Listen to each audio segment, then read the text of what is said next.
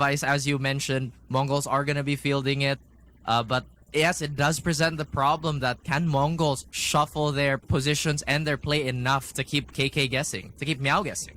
Yeah, they need to be confident in this game as well, right? The Mongols can't be a team that lets the weight of an opponent get the better of them. Yes, we've seen these players on the Kimmy Kittens around, around the scene for quite a while in the tier 1 leagues as well. For the likes of Crazy Guy coming into this roster, I think is a really good boon for them. But I am excited for the Mongols to see what damage they're going to deliver in this stage, and with a composition that now they've repped for the 5th time.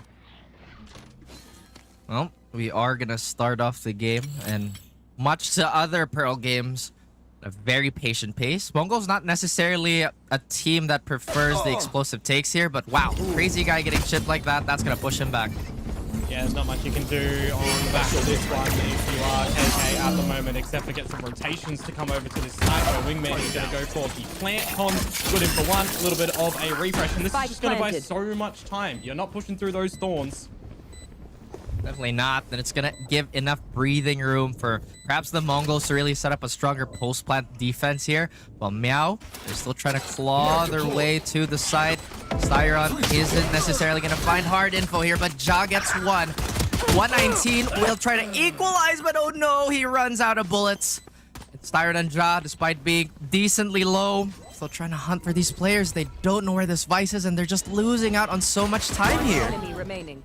Yeah, the gravity well popped on out, but the 1 versus 1, they know exactly where Nexi is playing from, and Styron, I mean, it's going to be hard pressed to win this one. A dink on toward it, but now there's no real time to get that defuse. Raf, that's a pretty decent pistol from the Mongols. Yeah, it's only one surviving at the end, but the protocol for them in the very beginning, getting that breathing room, was the most important thing for them. That's true. They just have so much zoning available to them. I mean, Astra, obviously, with her stars. Con, when he is online on that ISO, just becomes such a difficult player to try and face tank. 119 has always been excellent on that Cypher, and really any agent that you put him on, he's been very, very consistent with these duels.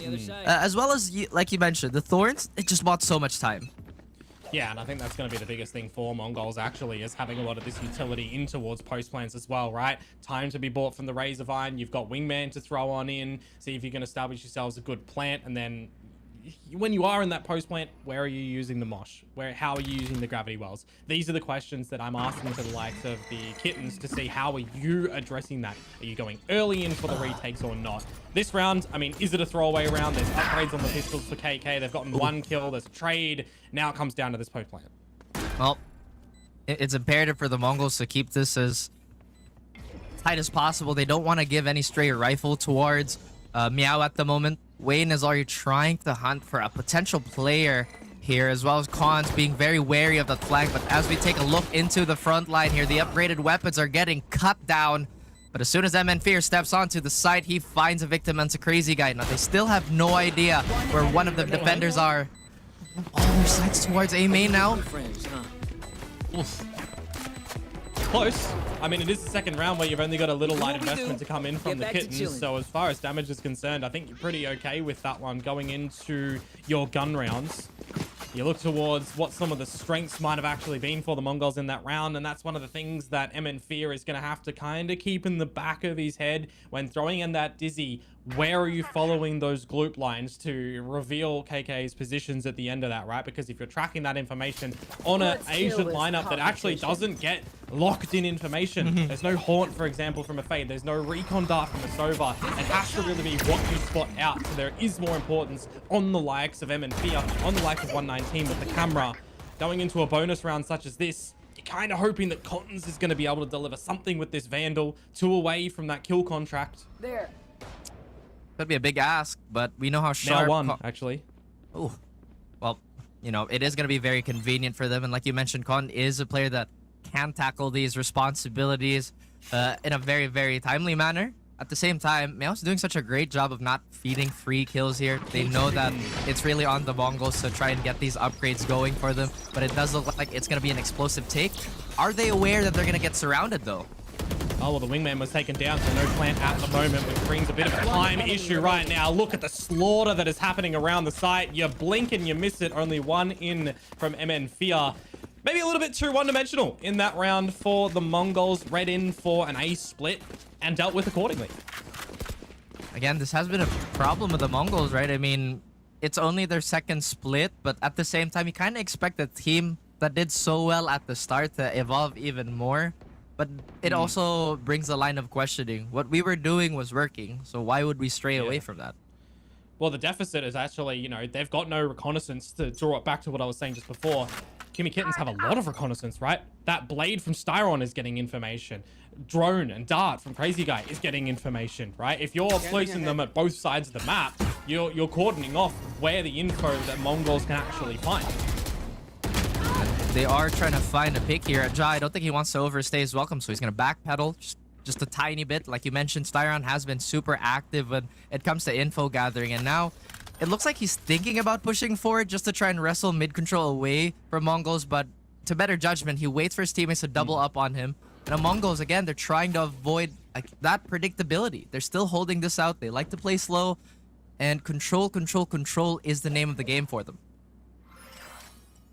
Yeah, it'd be a good trap, actually, if you can try to get them towards this A side at the moment. You've got the Star placed at A main, you've got the Nano there as well, a contact play on the back of this alarm bot. So if you are the Kimmy Kittens, you've kind of 100%ed the way that you wanted to start off this round going into an A here. Oh, dear me. And that's Wayne falling, but the rest of the Kittens, they're answering back, and they are clawing at the competition. 119 is not the healthiest player here, but as long as they click the heads, then everything is going to be equalized. Crazy Guy and Styron, like you mentioned, there's going to be a lot of recon, but there's no way 119 survives that. That's unfortunate, actually, and this should be an easy cleanup on the side of Meow. That's actually two really unfortunate ultimates to come in from the Mongols as well. You could see that Cons went for the kill contract, got swung on and denied when he brought out, you know, the little orb thing in the animation.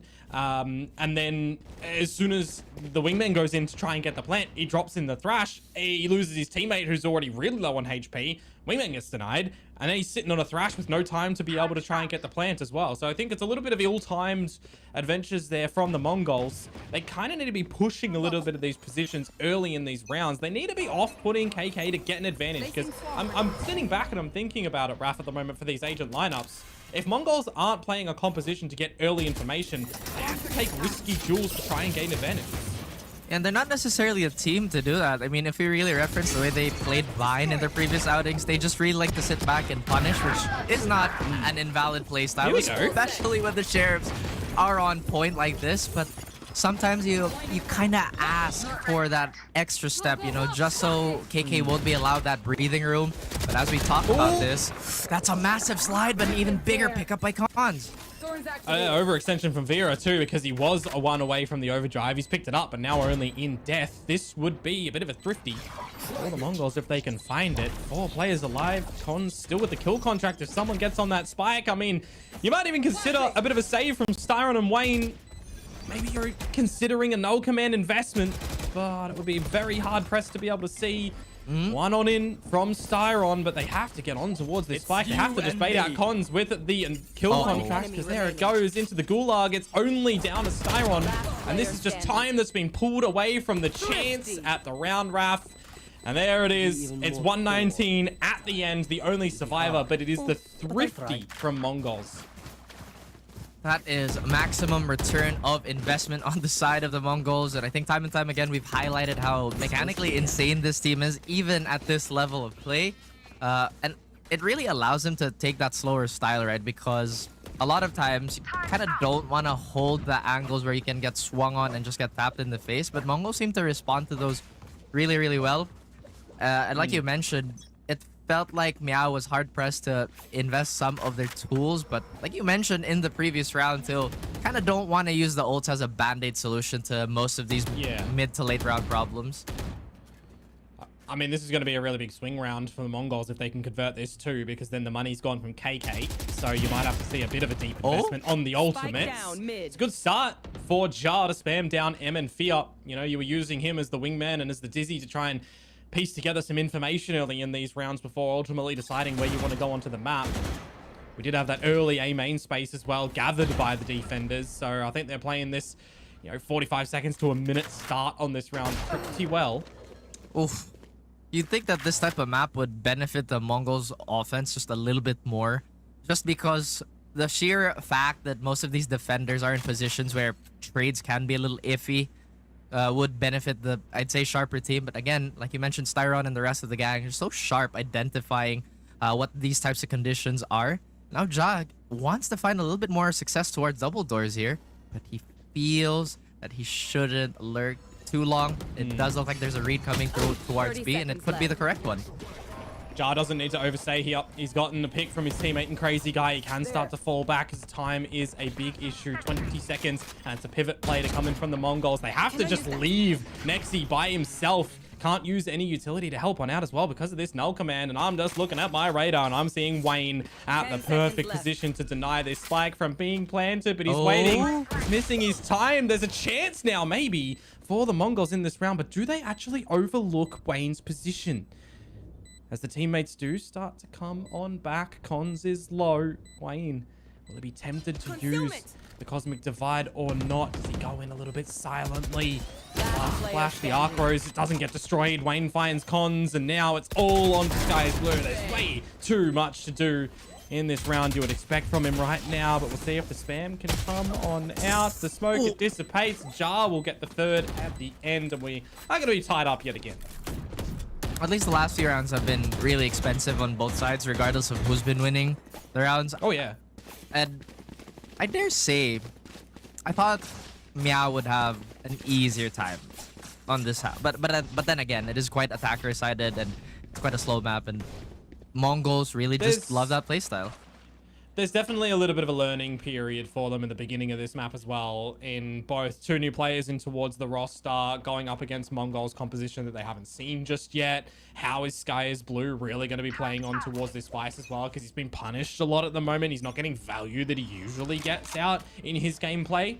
Maybe that's going to change. You know, it is the lesser sheriffs for them at this round, with 119 having the Vandal and a couple of ultimates. Yeah, maybe they want to try and invest them if they get a pick. You know, you can equalize the playing field if you do drop in with the Vice here.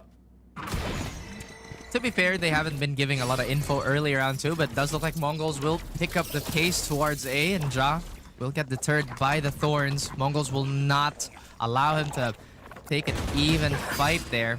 At the very least, they get Spike down alongside 2 more kills. They will invest that Neural Theft just so they could snowball on this round, but Ja's making a good case of making this salvageable for Meow. The Kittens still trying to get this retake going. The Cosmic Divide is here. Mongols in full confidence. They will try to equalize the battlefield with that Steel Garden. There's also the Cosmic Divide, but you have to wait for this lockdown to be able to drop it on through Ja. He's down to 25 HP. It's still a playing disadvantage for KK at the moment, but on towards the defuser. You're going to start to hear the Gravity Well pop on out. A risky duel from Ja. Vera to try and bring some stability, but sliding on into the crosshair of 119 means that the Mongols are back in the lead. Oh boy.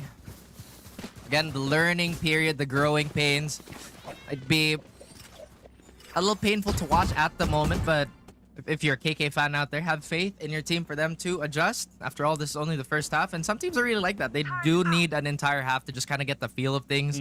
And knowing how experienced everybody is, I'm sure they're keeping it cool with the comms.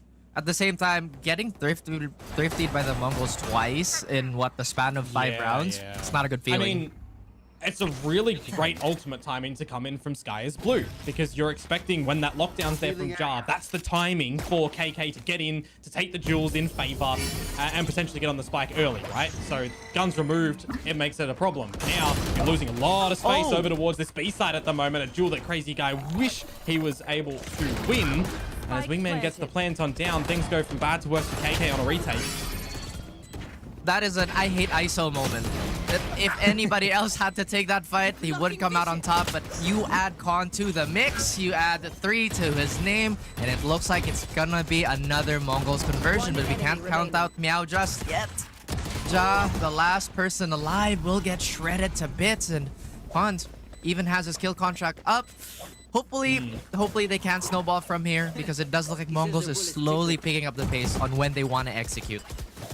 It's absolutely what you want to see from your entry duelist coming on through, especially against a lesser equipped opponent in that scenario, right? When you're waltzing on in as the raid boss, you're getting peppered by bullets left and right, but none of the opponent's weaker guns can finish you off. Really well played from Cons, and now an added bonus that the kill contract is back up and available, right? When you're looking at establishing a great attacker's sided lead, these are the sort of ultimates that you can use early on for a composition that you're not getting a lot of early information on. No drones, for example. That can be a pivotal ultimate to gain an advantage. Imagine if you're removing Wayne with the Cosmic Divide, or if you're removing Crazy Guy with the Hunter's Fury, for example, in this round. And now look how far back Meows is playing. Granted, Ja has not changed position too much, but the rest of the team had a little bit more of a reserved, I guess, positioning at the earlier stages of this round. And it looks like Mongols are going to run that same A split again. This time, Ja learns not to fall for that trap as Vera's trying to walk in onto the site, but Cons again with 2 massive kills. The rest of the members of Meow are getting defanged, declawed, and getting decluttered from the server. My goodness, Con. Ooh, Crazy Guy though. 1 versus 3. If he's given a couple of one-on-ones, certainly love that one. But the timing on the Nebula, he has to try and navigate this one to a T. Full utility. Revealing area. Let's see if he can get anything. Destruction on the dart. He knows where both of them are playing from. Stuck in the corner at the moment. A swing on out from Cons. They don't line up. Next, he bails him out. Mongols, they do hit that 6. And they also do believe, was the kill contract missed, or did he get Ja very quickly in the ult to get back and then help the team? It was one of the two. Ja died, and then he got another one. So he might have even missed the ult. And now No, he did miss the ult. There you go. Yeah. Essentially, he's going to have it back before the half ends. I mean, he's only 3 away again. True. And again, ISO's just one of those polarizing picks, right? When you have an ISO that's on fire, or just, you know, case in point, Cons, it just becomes so oppressive. I mean, in my home region, JFT, the Oceanic representatives, the way that they kind of got towards Ascension was abusing ISO when he was really strong. So, hey, he's had a bit of a nerf, but there's teams that are still really comfortable in how to play his kit at the moment. You know, you're backing it up with Vice, for example, here. One of the newer agents. It's looking to be a pretty decent attacking side from the Mongols, who it feels like have got a good grasp on this attacking side at half at the moment. Will they walk into the trap that has been laid around the A side again? I mean, look, maybe it's the same utility that we've seen from the Kittens time and time again. They're not really changing it up whatsoever.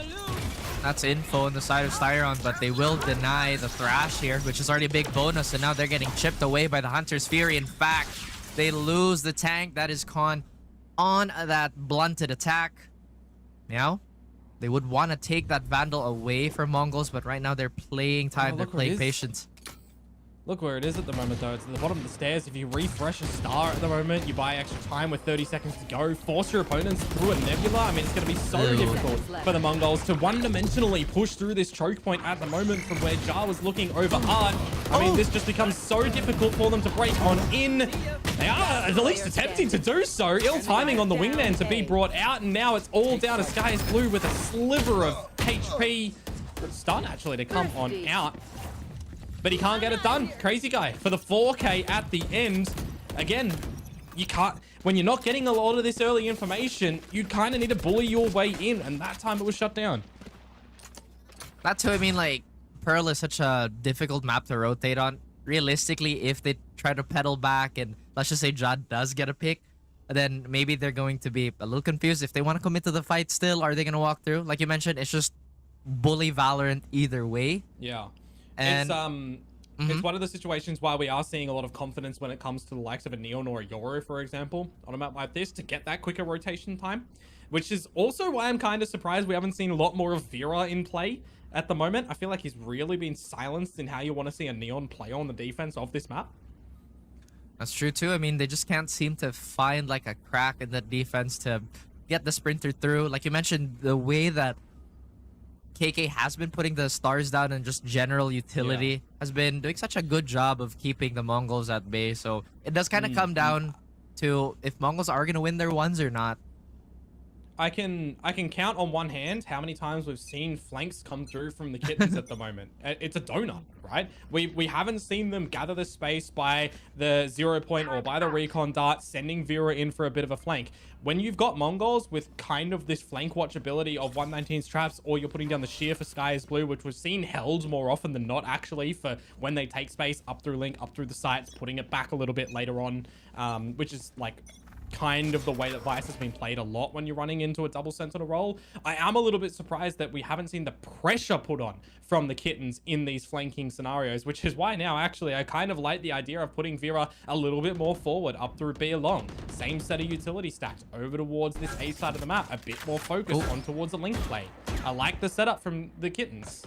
Yeah, I'm actually quite curious too. It's not like the mid control was so lopsided on the side of Mongols. In fact, when the Kittens were a little bit more aggressive towards mid control, that's when the Mongols had to kind of like second guess. Are we getting pushed from the side lanes? Are they trying to re-aggress on a mid play? But ever since they started regressing farther back onto the site, that's when things have been falling apart. Granted, they did have that one Thrifty, but can you really rely on any of your players to 4K every single round? I love the patient layering from the Mongols at the moment. They've seen this nanobot time and time again, the alarm bot rather, time and time again. They break that, they draw utility out from KK over towards the A site, they bring some rotations, but they don't immediately go. Now Vera is by himself on an island and he's stunned himself. This is really unfortunate from him, not getting anything. There is enough timing though for Crazy Guy to potentially find 2 kills here. I mean, in amongst that one, there's Conton, down Sky's Blue as well. Following, hello, Fear is too focused on trying to get the wingman on towards the site, which now I think maybe Jar even saw where it was going. He's not been able to deny it. No, yes, he has in transition. Cosmic Divide, Nova Pulse in, a Molly on as well. Time is providing too much of an issue for the likes of the Mongols to try and get the plans as they do get it down, Raf. They are denied in the round's turnout, unfortunately, but a breath for KK to get that one back.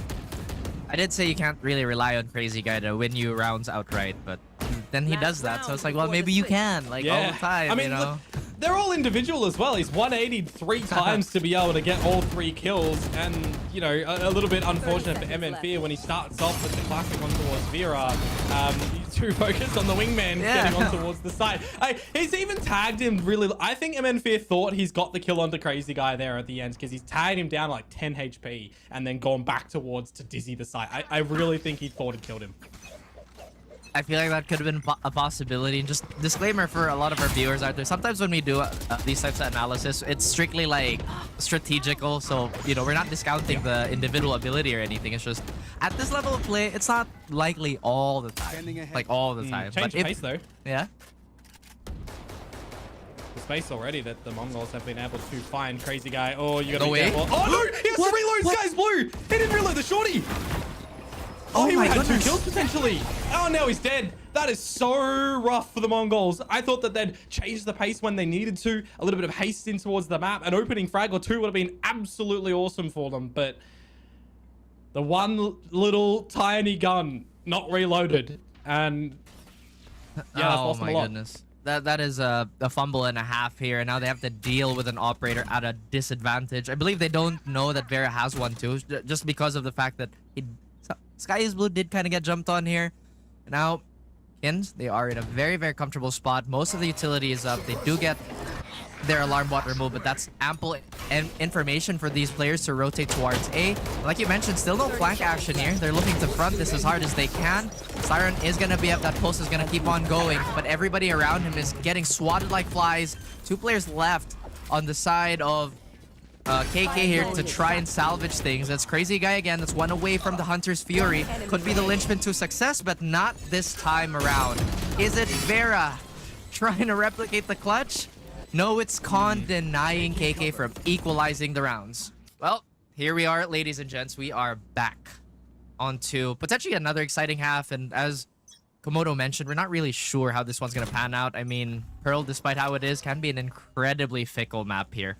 We are going to see like maybe a clash of philosophies. Because like you mentioned, there's a lot of info gather on the side of Meow and Mongols. It's just straight up, we are going to get info the old-fashioned way. Well, I'm looking at this round and I'm thinking, well, Mongols are trying to just duel in this round. 5 ghosts that come on through with no light shields whatsoever. They wanna take a bit of a battle, and unfortunately, the more stuck side of A is not where they had things eventuate. So a plant in for KK in the open. They really have great pickings on how they want to play this retake.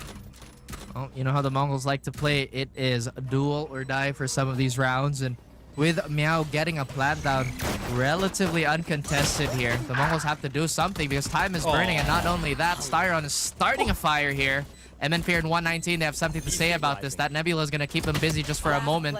Undercut doesn't land, and now this is looking like it's going to be a convincing Kittens round, unless we have a crazy clip here by MN Fear. That is not the case. Yeah, I mean, for the Mongols, a bit of a risk, but it could have netted a good reward, right? If there was a duel over at the A site, they got their ghosts prime and ready, might be able to find the kills. It's always going to be one of those things on what are you prioritizing in towards a pistol round as well, right? What sort of setup are you looking for? For the Kittens, when they recognize they can get a free open plant on the B site, only seeing 1 player in the beginning that they dual force on back, that's a quick recognition factor that you set yourselves up for a nice defense on towards the spike. And that's exactly what happens. Styron, I mean, he got away with 2 kills while dizzied out and blind. But yeah, team brings a little bit of stability in, potentially to equalize us here in the map, Raph. At 7 apiece before we get the guns for the Mongols, because these are the sort of rounds where, you know, you look for some damage, ult if you potentially can, but you're not really going to see too much from it. Yeah, if they win, it's a happy bonus. If they get 2, it's a good day for an eco, you know? And the thing is, we can't really count out the Mongols, especially with how high their thrifty rate has been. At the same time, while this round is playing out, I feel like Mongols have had enough like tape to kind of get exposed here, but at the moment, again, how diligent Meow is, they're not giving any of these free kills away. They're just playing power positions, and Mongols can't really do much about it. In that scenario as well, the only utility that the Mongols actually had was the arc rows available. They had no smokes and nothing for M and Fear. So those are the rounds where it's, if we get a headshot with the Sheriff, okay, cool. We got a kill, we got an orb. You get another on death. If we don't, look, there was no real investment.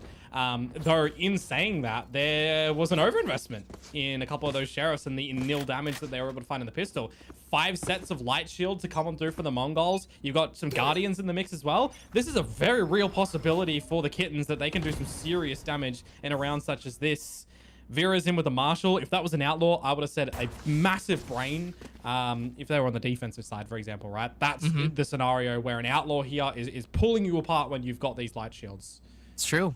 And I would have to say, too, that the Kittens, they have a little bit more chip damage when it comes to, like, throwables on their end. So that might be a problem for Mongols before they try to maybe initiate a retake or a straight-up duel. Those light shields in that situation just become a bit of a problem. You don't want to deal with that flinch, that aim punch as soon as those zeros pop up on your screen. At the same time, maybe this is where we kind of have to tell or like ask for Mongols to have a bit more strategic depth, because ever since that, I mean, yeah, strategic depth for this kind of composition does actually come from a lot of their utility placements, right? Trapwire is destroyed. Sheer is quite deep in towards the A stairs, so you'd have to take a risk as the Kittens to try and destroy that one. So with 40 seconds to go, they're not 100% sure if there's still any Cypher utility around the site. And now they're trying to burn away all these players, trying to maybe get some early info on their end. But wow, Sky is blue, getting Wayne unprepared. Could say the same for Ja. And suddenly, the Cosmic Realm. Yeah, it's turned on its head. What can the last 3 players do about this? Well, in through towards the Sheer, and it's just Vera left by himself, and now you could potentially say, yeah, if that was a flank, maybe there's a world in which KK could get back into this round, but no, they're blocked out by the Sheer, Styron and Crazy Guy together.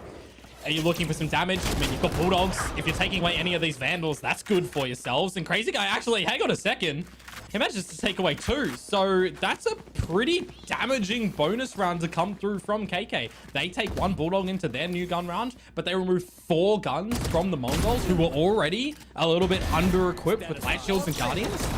That's a kind of decent bonus to come from them. If anything, Crazy Guy has been an insane, well, come on.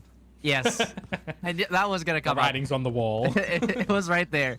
But he has been such a valuable player for, you know, for KK. Not even on rounds that, well, we've seen him do the multi-kills and whatnot, but also on rounds like that where he suddenly made it salvageable. It's suddenly a situation where now Mongols don't have the full armor. They might have to skimp out on some of the utility, but they do invest quite a bit towards B. And I feel like Mongols just have so much faith on their solo player that sometimes it does delay their rotates. Yeah. This time around, though, they do have... Who is this? Nexi on that assist. Yeah, Cons ate a shock dart in mid as well, waltzing back. So he's a little bit under-equipped at the moment. Needs some good timing on the double tap. But a single shot from 119 dispatches of Avira. This trap wire wasn't actually destroyed by the shock dart that came in a little bit earlier, so it's going to be a bit of a silent explode play. And there's already 3 members here for the Mongols ready to defend. Can he land more shots? The answer is yes. 119 gets a bonus. They could still pick up Styron, but the bodies and the responses on the side of Meow, so a little too quick. There is going to be a delay time when it comes to a full rotate here on the side of the Mongols. Look at the patience by MN Fear, though. I like it a lot, but Wayne misses the timing. They've spotted him out as well. Oh, maybe they haven't. Wow, Styron. I don't know if that's comms, miscommunication, or ill timing that actually comes in from Wayne in the back of holes. I thought for sure they saw him waltzing towards the corner, but maybe apparently not. I thought they were hunting him down. You find that kill. You're focusing down towards spawn and heaven at that point in time in a 3 versus 2 advantage. But yeah, the Mongols, they actually managed to find them kind of caught with their pants down, overlooking the one position that I thought they had a read. Some of these like rhythm, or rather like rhythm mismatches on both these teams has made a lot of awkward situations. Number one was that I believe it was Crazy Guy droning, and was it who was it? Yeah, the shorty kill, and then now that, right? And I feel like that's also maybe like a product of the competition they play against. Granted, I was about to say DSG again. Have had a plethora of like of matches under their belt.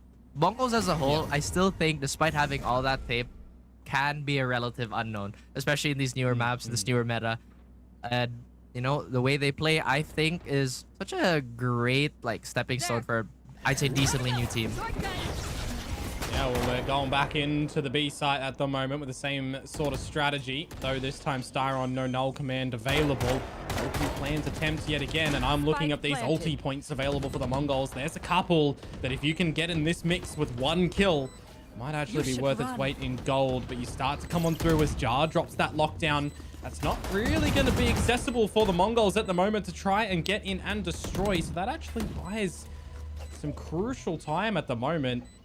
They're going to go again as soon as that one does explode, but I'm thinking time is starting to really become an issue. There's a lot of positions that they need to start to try and clear before even getting on towards the spike. One in from Cons, a trade in from Styron, and now the prize is on towards the spike, but again, it's just spotted out that no one's on the defuse. The wingman is there, pulled off by the grab well, and man, oh man, the amount of pressure that this lockdown has just brought on in. Everybody's going to go up with the spike, but actually Jar says, nah, I'm going to take the risk. I'll go down. Crazy Guy will go down, but the round is over to KK.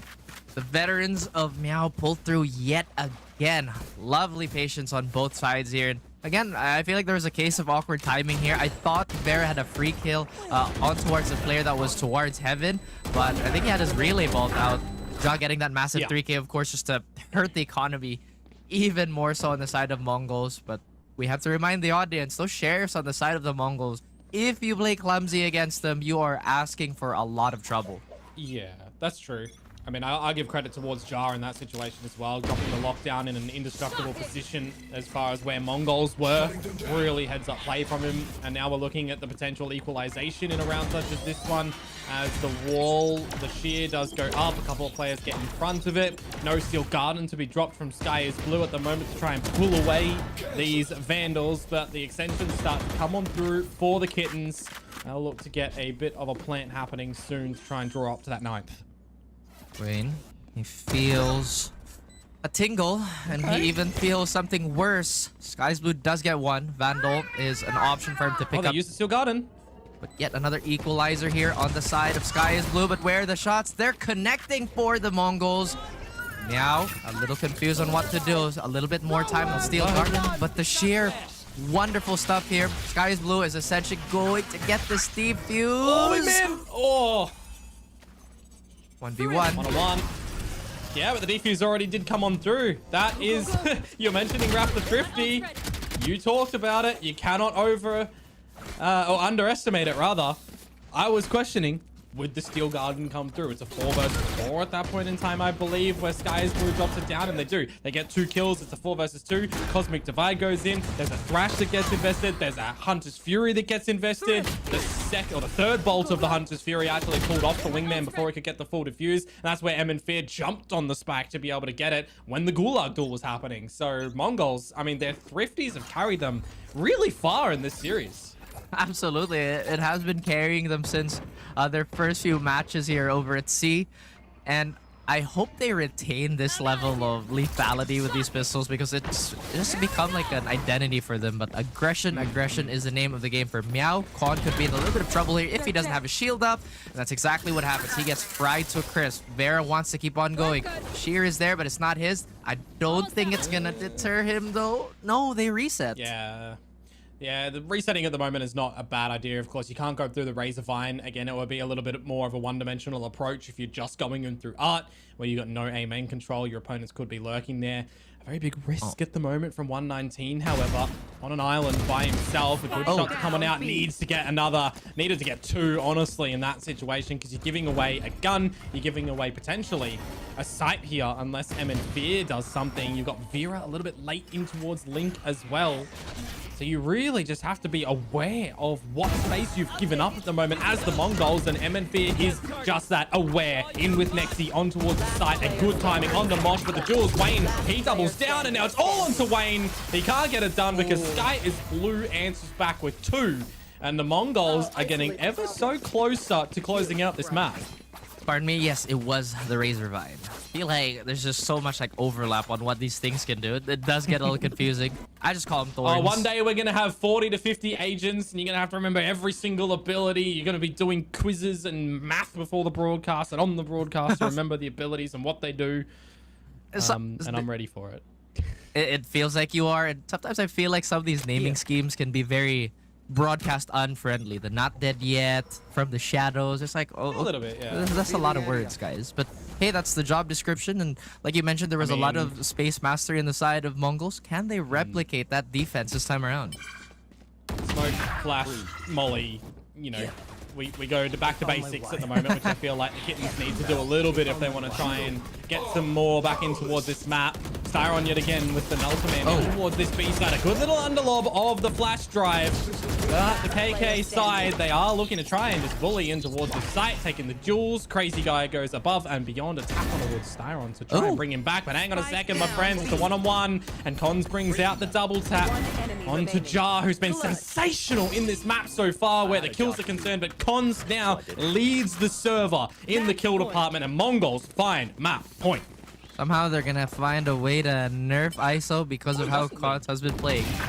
But it is a little surprising. You know, I was also talking about that the other day. Some players have a very loud 15 and some players have a quiet like 28. And when the scoreboard does come up, it does surprise you just a Jar's little on bit. 23. I thought Cons was more kills than Jar at the moment, but Jar's still just up there. Yeah, 23 kills, leading on the Senti roll. Again, I want to highlight Vera. I feel like has been a little bit underwhelming in this map at the moment. He's the player in this agent composition that really needs to find space on this attacking side, and he's not really been able to do so. He's been running into a lot of brick walls, especially how Mongols have been responding to the neon pressure. You don't necessarily see the Mongols over rotate either, which again, like sometimes it can be a problem. Like they don't respond. Break the second. Oh, and Styron has to pay the price for it. My goodness. Yeah, now overwhelmed by the utility in towards the Link, but you save off the stun. A molly on in. You can establish a plant. The Kitten's going to be able to hold off and get back in towards this map. A disadvantage in towards this retake for the Kittens to hold it down.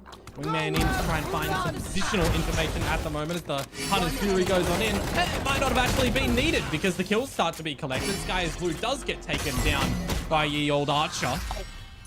And as Cons finds a nice one-tap at the end of that one, he does get shut down. So the Kittens, yeah, they actually do manage to hold on for a little bit longer. Jaw's about to have his lockdown available very soon, so if they go for like maybe an orb play here, it wouldn't really surprise me.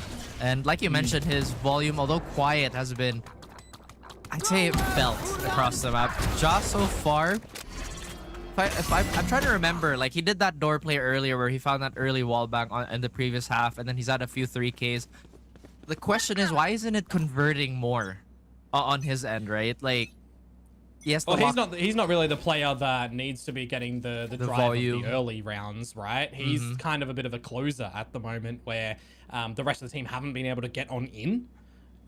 So that's something that the Kittens need to kind of fix a little bit more. Right now, they do have a open arm sight welcomed in. They'll time through the shear. Crazy guy, actually, I wouldn't have minded him staying a little bit longer to see when that turret did spot some info, but it's going to be a bit of a retake from the Mongols where you're looking for some damage here. Crazy guy. Oh, Crazy guy has an idea of what might happen. Undercut's been sent his way.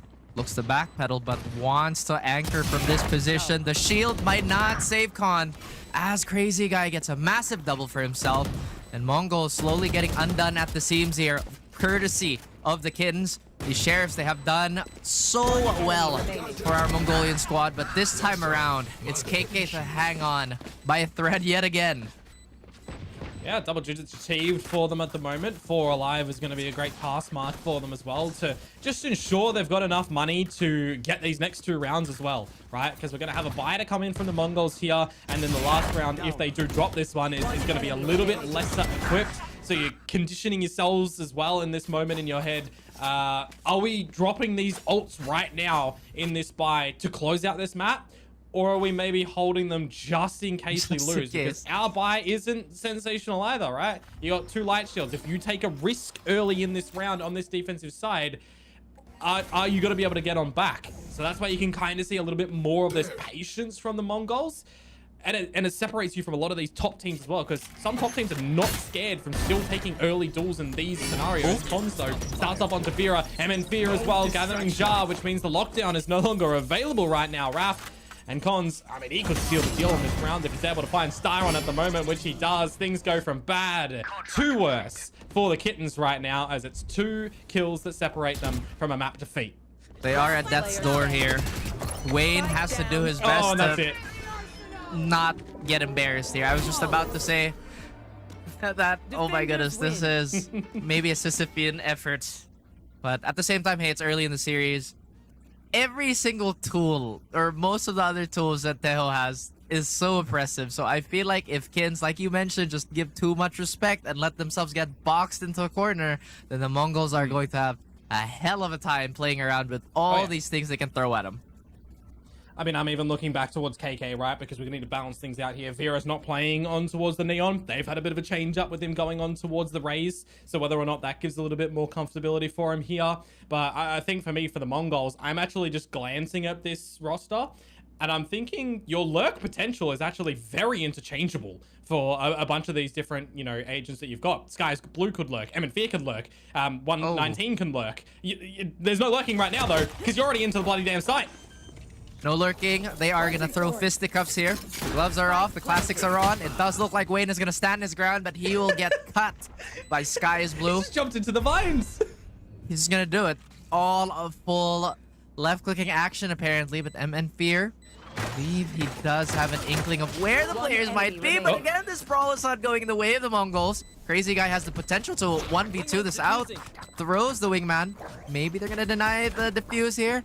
Distracted. Time is burning, but no, it's 119 to seal the deal. To seal yet another initial pistol round for the Mongols. Yeah, I mean, a very stark difference towards what we saw from the Mongols on Pearl as well, right? We saw slow gameplay come through from them time and time again. Here, you turned that dial up to 10 or to 100. Full speaker blowout. They just straight in towards the A site with kills to be collected. Sky is Blue jumping in towards the vines, getting everything forward. Absolutely love to see it. I mean, one of the things that a lot of people are cooking with when it comes to bind, right, is where you are putting those guided salvos. You're clearing out your U-haul. You're clearing out back of site. You're clearing out the cubby on B. You know, there's so many different positions that you could be dropping that one down, forcing jewels from your opponents if you put them into garden like there, right? Forces Wayne into the fight. Cons on towards Vera. Yes, it's the classics to come on through in this round, but the protocols are seemingly there for the Mongols already. It just seems like when Teho is on the board, there's just so many positions left unavailable, and even the Razorvine gets a frag here. Ja does pick one up for himself, but with that in mind, this eco has been somewhat acceptable already on the side of the Kins. But like you mentioned, there's just so much stuff going onto the side here. And like, if we just look at B, it's already claustrophobic as it is. There's just so much space you have to give up against this Mongols comp. I mean, the biggest thing that I've seen so far when I was watching, you know, CN previously, when I'm watching Americas, I'm watching EMEA, and I'm theory crafting with some people on how a Teho is playing on this map, a lot of people are actually disregarding the fact that hookah on this map is generally a position that is not a, you know, gathered position when you're going for a B take, right? More often than not, it's a lot through long, setting them up through there. Teho actually provides you the single piece of utility to get easy hookah control for a greater B split. So I'm hoping that the Mongols have kind of already figured that out as well, going into a round such as a bonus. That's a good point to bring, because like you mentioned, hookah is notoriously difficult to take if you're an attacker, but right now their problems are going to be compounded by Sky's Blue getting picked off through the smoke here.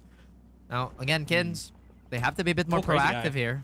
And Crazy Guy's just doing that, finding Con, so now the spear is blunted for Mongols. He's got 2 kills through the sky smoke, and now he's 1 away from the thrash.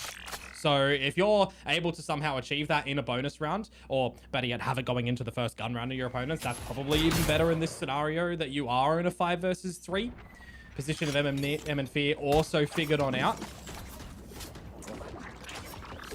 Still, can't really flush him out here. Again, having a Teho around just allows for so much space. Well, that's fine. It happens.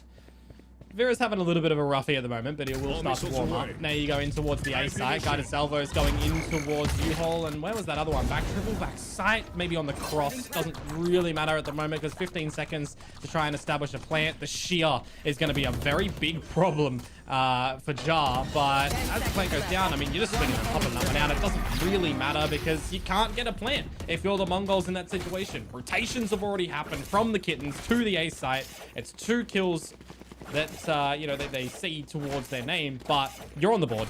You're 1 away from the thrash, as I said. You're 2 away from the showstopper, 2 away from the Snurl theft. Raph, I think that's a pretty decent bonus round to come through from KK at the end. Well, true, but I kind of want to highlight Bear here too. I mean, you know, realistically, if you're a duelist, it is already a difficult job because sometimes you're glorified recon drone. At the same time, if you're having an off day, like really no matter what position, some players tend to try and overdo it and keep going for the hero plays to get that, I guess, that like spark to really get the fire going. And it does kind of make them skip over the fact that all they have to do is just their job. And for Vera right now, all he has to do is be a little bit more stable. That utility is still going to come into play both in the mid and the late round. Again, Raze is just so good on this map, and it has been for the longest time. No, 100%. In goes our new friend, the drone. Suppression and reveal.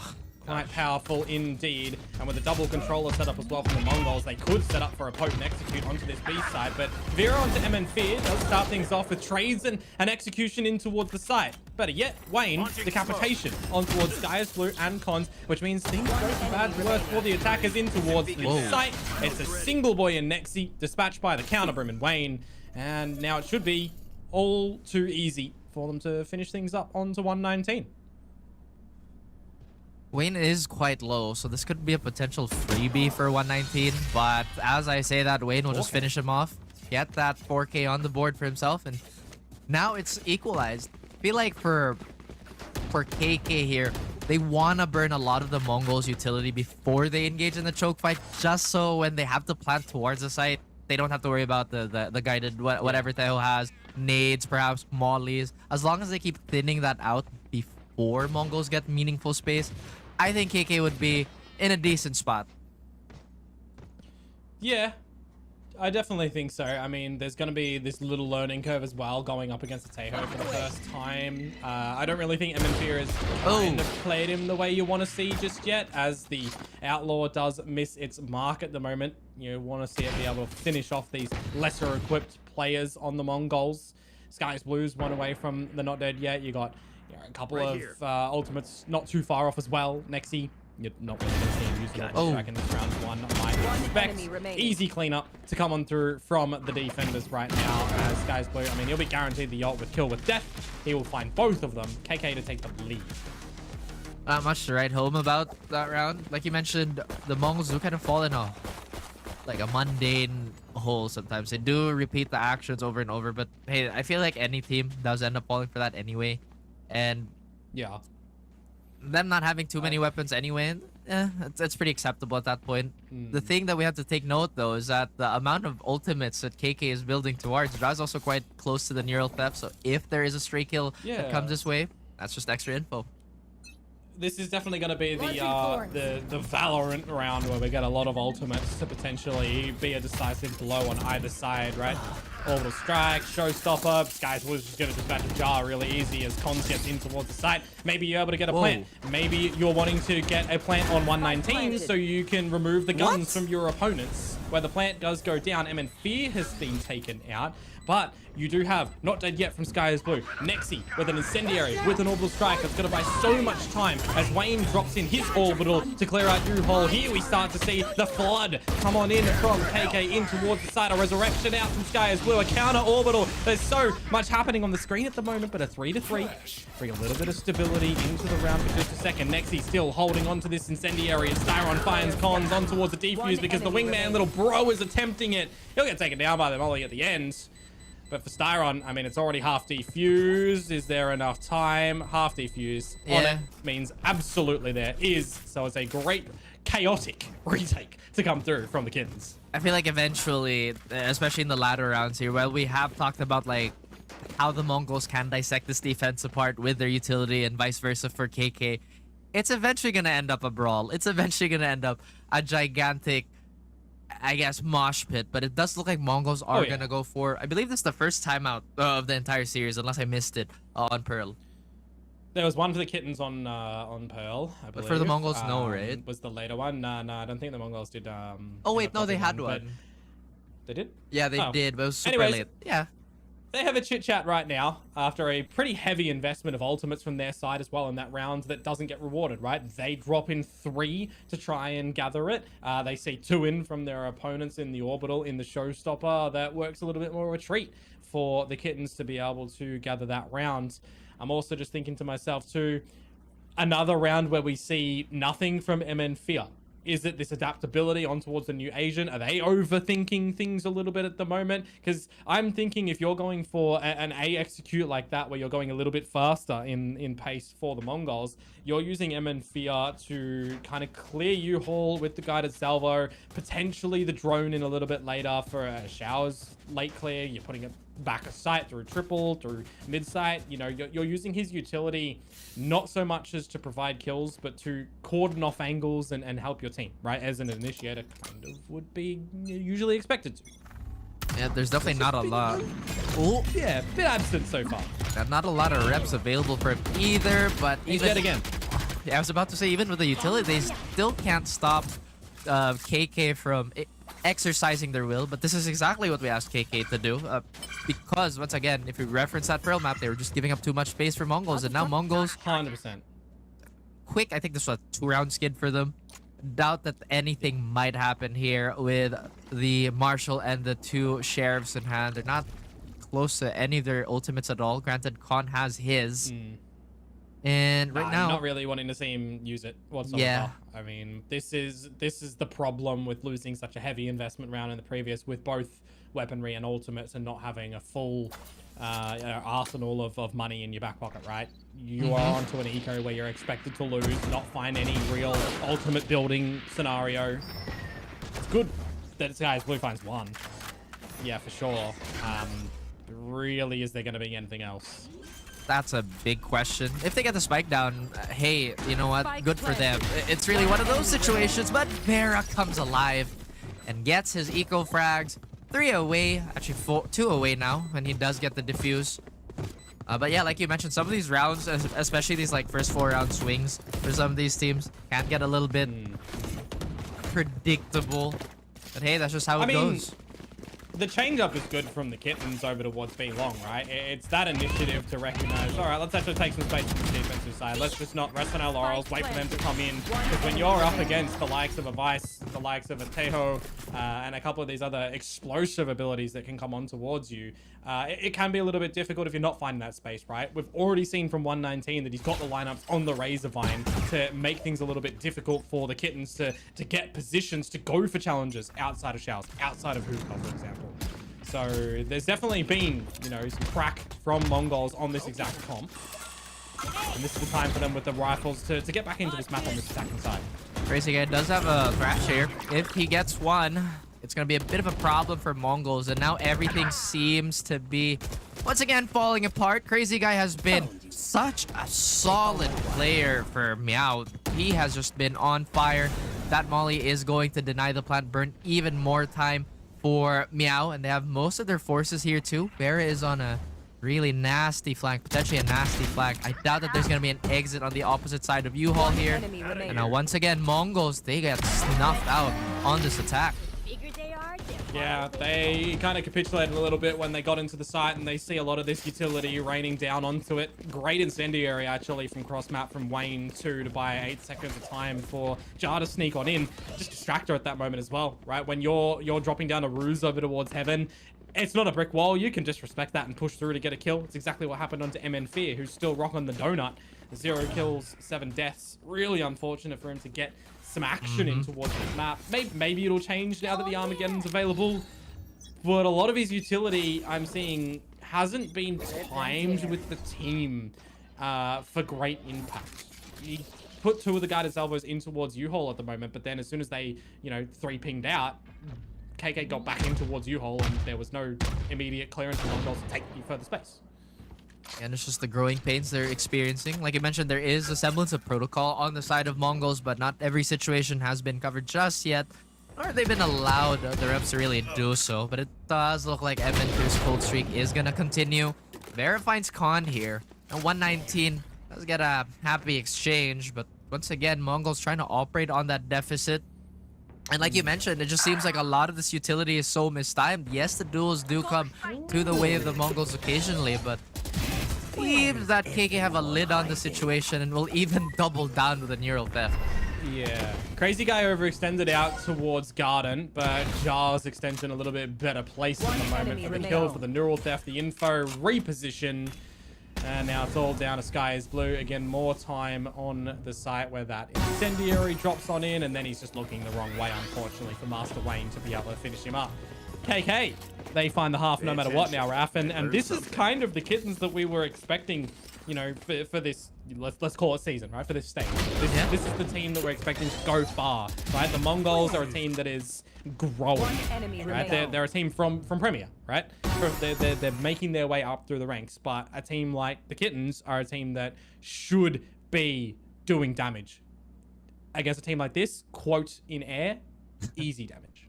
I like that you use the word should, because we don't expect anything less from these players, and it looks like Vera wants to get the party started. Unfortunately, he has no guess walking right through that door, but that's going to be a lot of space that he's afforded and attention pulled toward his end of the map. Now, Mongols, they seem to have the right idea here by avoiding that stack altogether, but Ja undiscovered.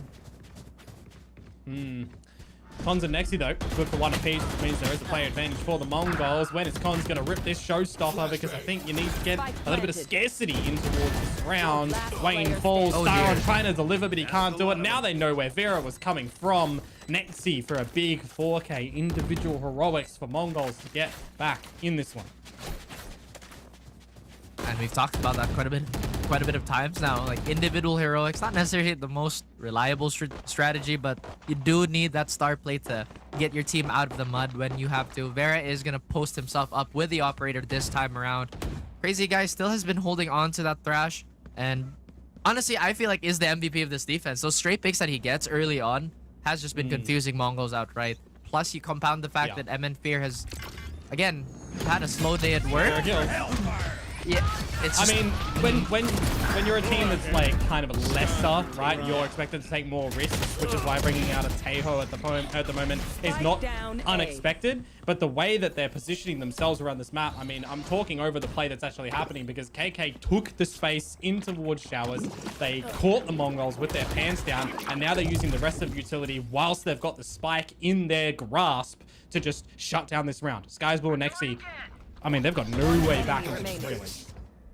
that's just the unfortunate truth here. I mean, Mongols, a team that we champion as a really mechanical team, can't even get some of these like duels that they would favor. And maybe, just maybe, KK playing into this is seeing a team panic. Yeah, they just see Mongols like, okay, you see it, they're a little bit confused now. The way that they've been trying to execute the utility is not as sharp. And that's going to happen time and time again, right? When you're, you know, on the attackers, for example, here, the defenders are going to have some set plays to counter you in that situation. In through towards showers, up through towards short, a TP hit, you get crunched in showers. You're not experienced against something like that unless you've got some sort of historical read that that's going to come your way. And when you're running a new agent composition like Taeho into the mix, you're not really thinking about that 9 times out of 10, you know? So it is unfortunate for the Mongols that KK come out with that there in that situation to get the 8th round. But now your focus is getting the 4th round on the board for this half. Crazy Guy is down. You're getting in towards this B side to set yourselves up for a bit of a postie. They have all the resources available for this defense, and Bear even gets one with the pain shells here. A lot of good damage being sent the way of Styron. And now KK, they are ready to pounce. 119 will be the stalwart for this coastline defense. Still has not been flushed out the corner. Orbital is going to miss, not finding anything, but it does disjoint the Mongols. But KK again, getting backed off. They're waiting for this flank for Ja, but somehow it still has not materialized.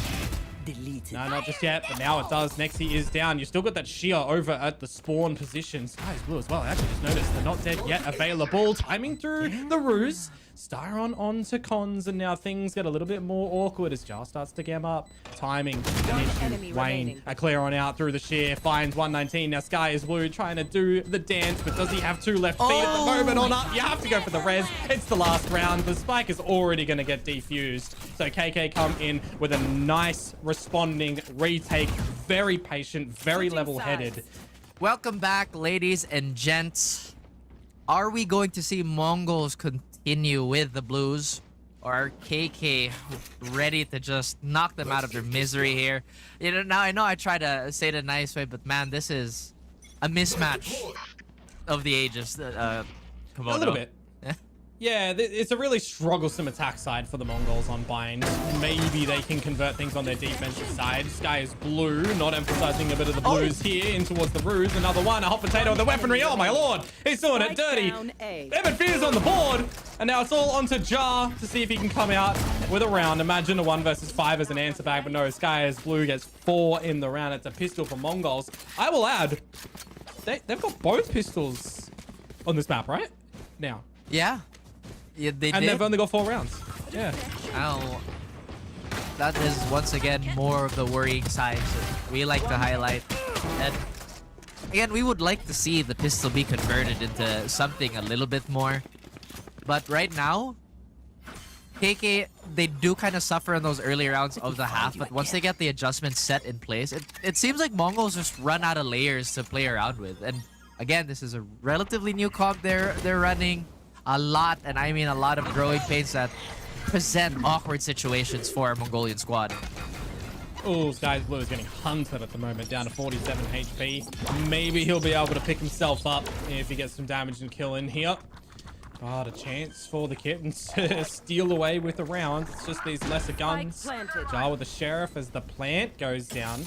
In comes a little bit of this utility now from the likes of the Mongols. The self-drone not able to find anything towards U-Haul, I don't think. But the kills start to get collected. A special delivery on in with the Bucky to try and get something on a Crazy Guy. And okay, you're starting to see a little bit better from the Mongols. It's more structured in a round such as this. They have to wait out the incendiary. But they may very well survive with 5 players alive at the end of this one if Wayne is not able to find anything. But hear me out, this is how the first 2 rounds started too. So yeah, that's true. you know, Mongols again, they're Remember to talk good to each at, other out there. I think, these rounds where it just kind of requires like raw aim, and where most of the utility sets don't necessarily come into play yet unless teams have designed, you know, early pistol, early anti-eco rounds that way, which is not super common just yet for I mean, this level of play, I guess. A big strength from the Mongols right now really needs to come down to the timing on their smokes, what they're prioritizing as next these Sky Smokes as well for the 20 seconds. And when Sky is Blue is dropping these ruses, right? Probably going to see a lot more of those in towards a retake, where 119 is placing this shear as well. I want to see that changing positions time and time again. Currently, I believe he just dropped that one over towards the garden, but it's a bit of a quicker one from the kittens in towards this health site. Oof. Cheeky opener from Cons on towards Jar as the plant goes down. Go the tear of the half shields. The Outlaw already getting upgraded by Con here, and they are going to have a decent advantage to work here. But now Sky is Blue, finding this crazy guy and knocking him on the side of the head is going to make this round a little bit more precarious for KK. But once again, Sky is Blue, he's coming alive, and he is looking to get the conversion for the Mongols. Give them maybe that second win that they've been desperately needing. Great bonus conversion, man. That's 4 alive for the Mongols. A bit of a risk early on in the showers with the Outlaw push out, but the rest of the kills that come collected, I mean, really heads up adjustments from Sky is Blue, dipping in and out of these Sky Smokes to get the kills to save his teammates. MN Fear as well. I actually want to credit him. Good reveal to come out from that stealth drone. Good timing to take position in U-Haul and to bait out the duel with that bucket at the end of it. So that's actually much, much better to come through from the Mongols here. You'd think that like maybe MN Fear would do a little bit more to maybe cover the gaps of the smokes, because once again, like theoretically speaking, if the double smokes are there in place and then Teho is going to be throwing all his stuff at you, where do you really go? Do you just walk into the crosshairs, just concede that space? And maybe we're seeing a little bit more control on the side of Mongols as they're the ones that are defending, but it does look like it's a fast take by KK yet again. Yeah, well, if you've been dealt to blow with the bucky, bring out the judge to be the jury and the executioner, I guess, if you are Vera right now. Plant on him, though. Sky is Blue. You know he wants to get down and dirty with this dance at the moment. He's got the res available. Just go in for the battle, but time, it's really starting to tick at the moment, isn't it? A lot of this utility starting to come on through. Everybody's surrounding the site at the moment for the kittens. The Sky is Blue going on in. Vera as well, being a nuisance in the U-Haul. I'm still so damn surprised that now we finally get the first kill in towards this round. That's better from Sky is Blue with the shorty this time, but you got to put a premium on this defuse. Wayne, he's got no incendiary. Yes, he does. It just went on towards the spike, but look at the gap. There's enough of a sliver for a clean defuse. And that is the Mongols surviving with 4 against the lesser equipped gun round of the KK side. They're starting to fashion together a defensive half. And it's suddenly looking quite competitive here for the Mongols. And I have to say, one thing that's been making this defense really strong too is that they've been doing a good job of avoiding the 0 point, or maybe KK is not placing that 0 point deep enough, because there's some positions where outright Mongols shouldn't be in that late in the post plant. But yeah, I mean, one of the biggest things that you see in the I'm like air quoting here, you can't see my camera, normal KO gameplay on a map like this, if your attacking side is going slow, that 0 point is usually going top of shell, top of garden, right? And right now they've been prioritizing that over towards U-Haul, which now they're going to gain some clean space on courtesy of Vera. Crazy guy again, doing a lot of the heavy lifting, but Sky is Blue providing a lot of problems for this team, has been dealt with. KK with a full 5-person hold here. MN Fear looking to do something with his utility, buys some space, but ultimately it's not allowing his team to push on up. This defensive line by KK is still being pressed, but Vera overstays his welcome. This 119 is going to give him a bit of a haircut, and he turns around to get Crazy Guy, and suddenly the Mongols are looking like this is a round that they can win. Jostle has not been discovered. Beautiful stuff. But that quickly does the round turn on its head yet again. Yeah, I mean, it's a saving grace that Wayne is always ready with this incendiary as well, right? It's just a crucial 8 seconds to be bought by those flames when they actually plant this time deeper on towards the truck. It's so difficult for the Mongols to be able to just get on the spike. I'll also add in Sky is Blue. Really unfortunate on that not dead yet to immediately be taken out because Vera had the space in towards U-Haul. He got spotted out, going back into the sky smoke, and you're running straight in towards a Gecko, I think it was, that I saw. So good positioning to come through from the Kittens as far as we're concerned here. And it's going to force out a bit of a timeout from the Mongols because they have a good start on this defensive side. But now you start to see a little bit of a blossoming from their opponents on the Kittens, and they want to stop that, right? You don't want to give them control back. I'm glad that they're taking and addressing this issue as early as possible, because with the Kittens at 10, Mongols don't necessarily have that much room to work with. And I believe they're like, what, despite having a decent economy these last few rounds, they're still not that ahead in terms of the weapons. And now, if my math is correct, they're not gonna have full shields across the board. Some of them will have to suffer light, maybe a guardian buy here and there. But no, actually no, my math is very wrong. My math is incredibly wrong. What was I thinking about? It's okay. Hey, math on broadcast, Raph. You're always playing with fire. I like playing with fire, apparently. And again, KK, they also have to protect this lead. They can't let Mongols get another streak like that. Crazy guy with a thrash available. Neural theft in for Jar as well, but I'm more looking towards MN Fear, who's finally starting to get some action in towards this map of Bind. Armageddon available as well. And if they switch over to a retake, that can be a pretty scary ult to drop on in. A little bit more of a slower start to the round for KK, however, as they start to pinch together a bit of information in towards Hookah. It's just dry info at the moment, actually. It's not a bad idea either. It's just the single Vice setup over towards B. Very big premium for the Mongols over towards A, with a great grouping in towards Showers. Some spotting information over towards Short.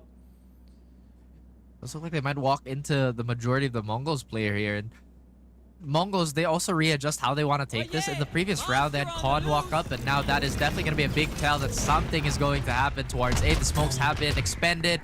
They walk in, they still find no competition. It's Wayne opening it up. Sky's Blue's the only one to find a frag, but there's just too many of in Fear. He comes alive, and a 4K just saved the round. This guy, man. Sky is Blue, gets 1 kill in the Showers, draws the attention of 3 members to look at him from middle triple truck. And MN Fear just pushes out a U-Haul, lines up the 3 members of the Kittens, and brings back the round, closing it with the 4K. That's actually just some great individual timing. Having 4 members around the A site at that moment in time as well, right? If you only have 3 members there, right? Chances are that doesn't happen. So, a little bit of luck thrown in the mix, but a great round, very required from the Mongols to stave off any continuation from the Kittens. Just a single round in isolation now. Oh, whoa, that is disgusting. Sky is Blue, popping off on the second half, and now MN Fear is on the board. Maybe that's going to restore a lot of his confidence too. They might be just a tad bit more aggressive considering how these last few rounds have been going. They kind of want to put Mongol, or rather the Kittens, in a stranglehold. Right now, Kittens are not allowed the best weapons. They do have 2 Vandals, and like you mentioned, they can still do damage, but it looks like they are walking into the relatively stronger site yet again.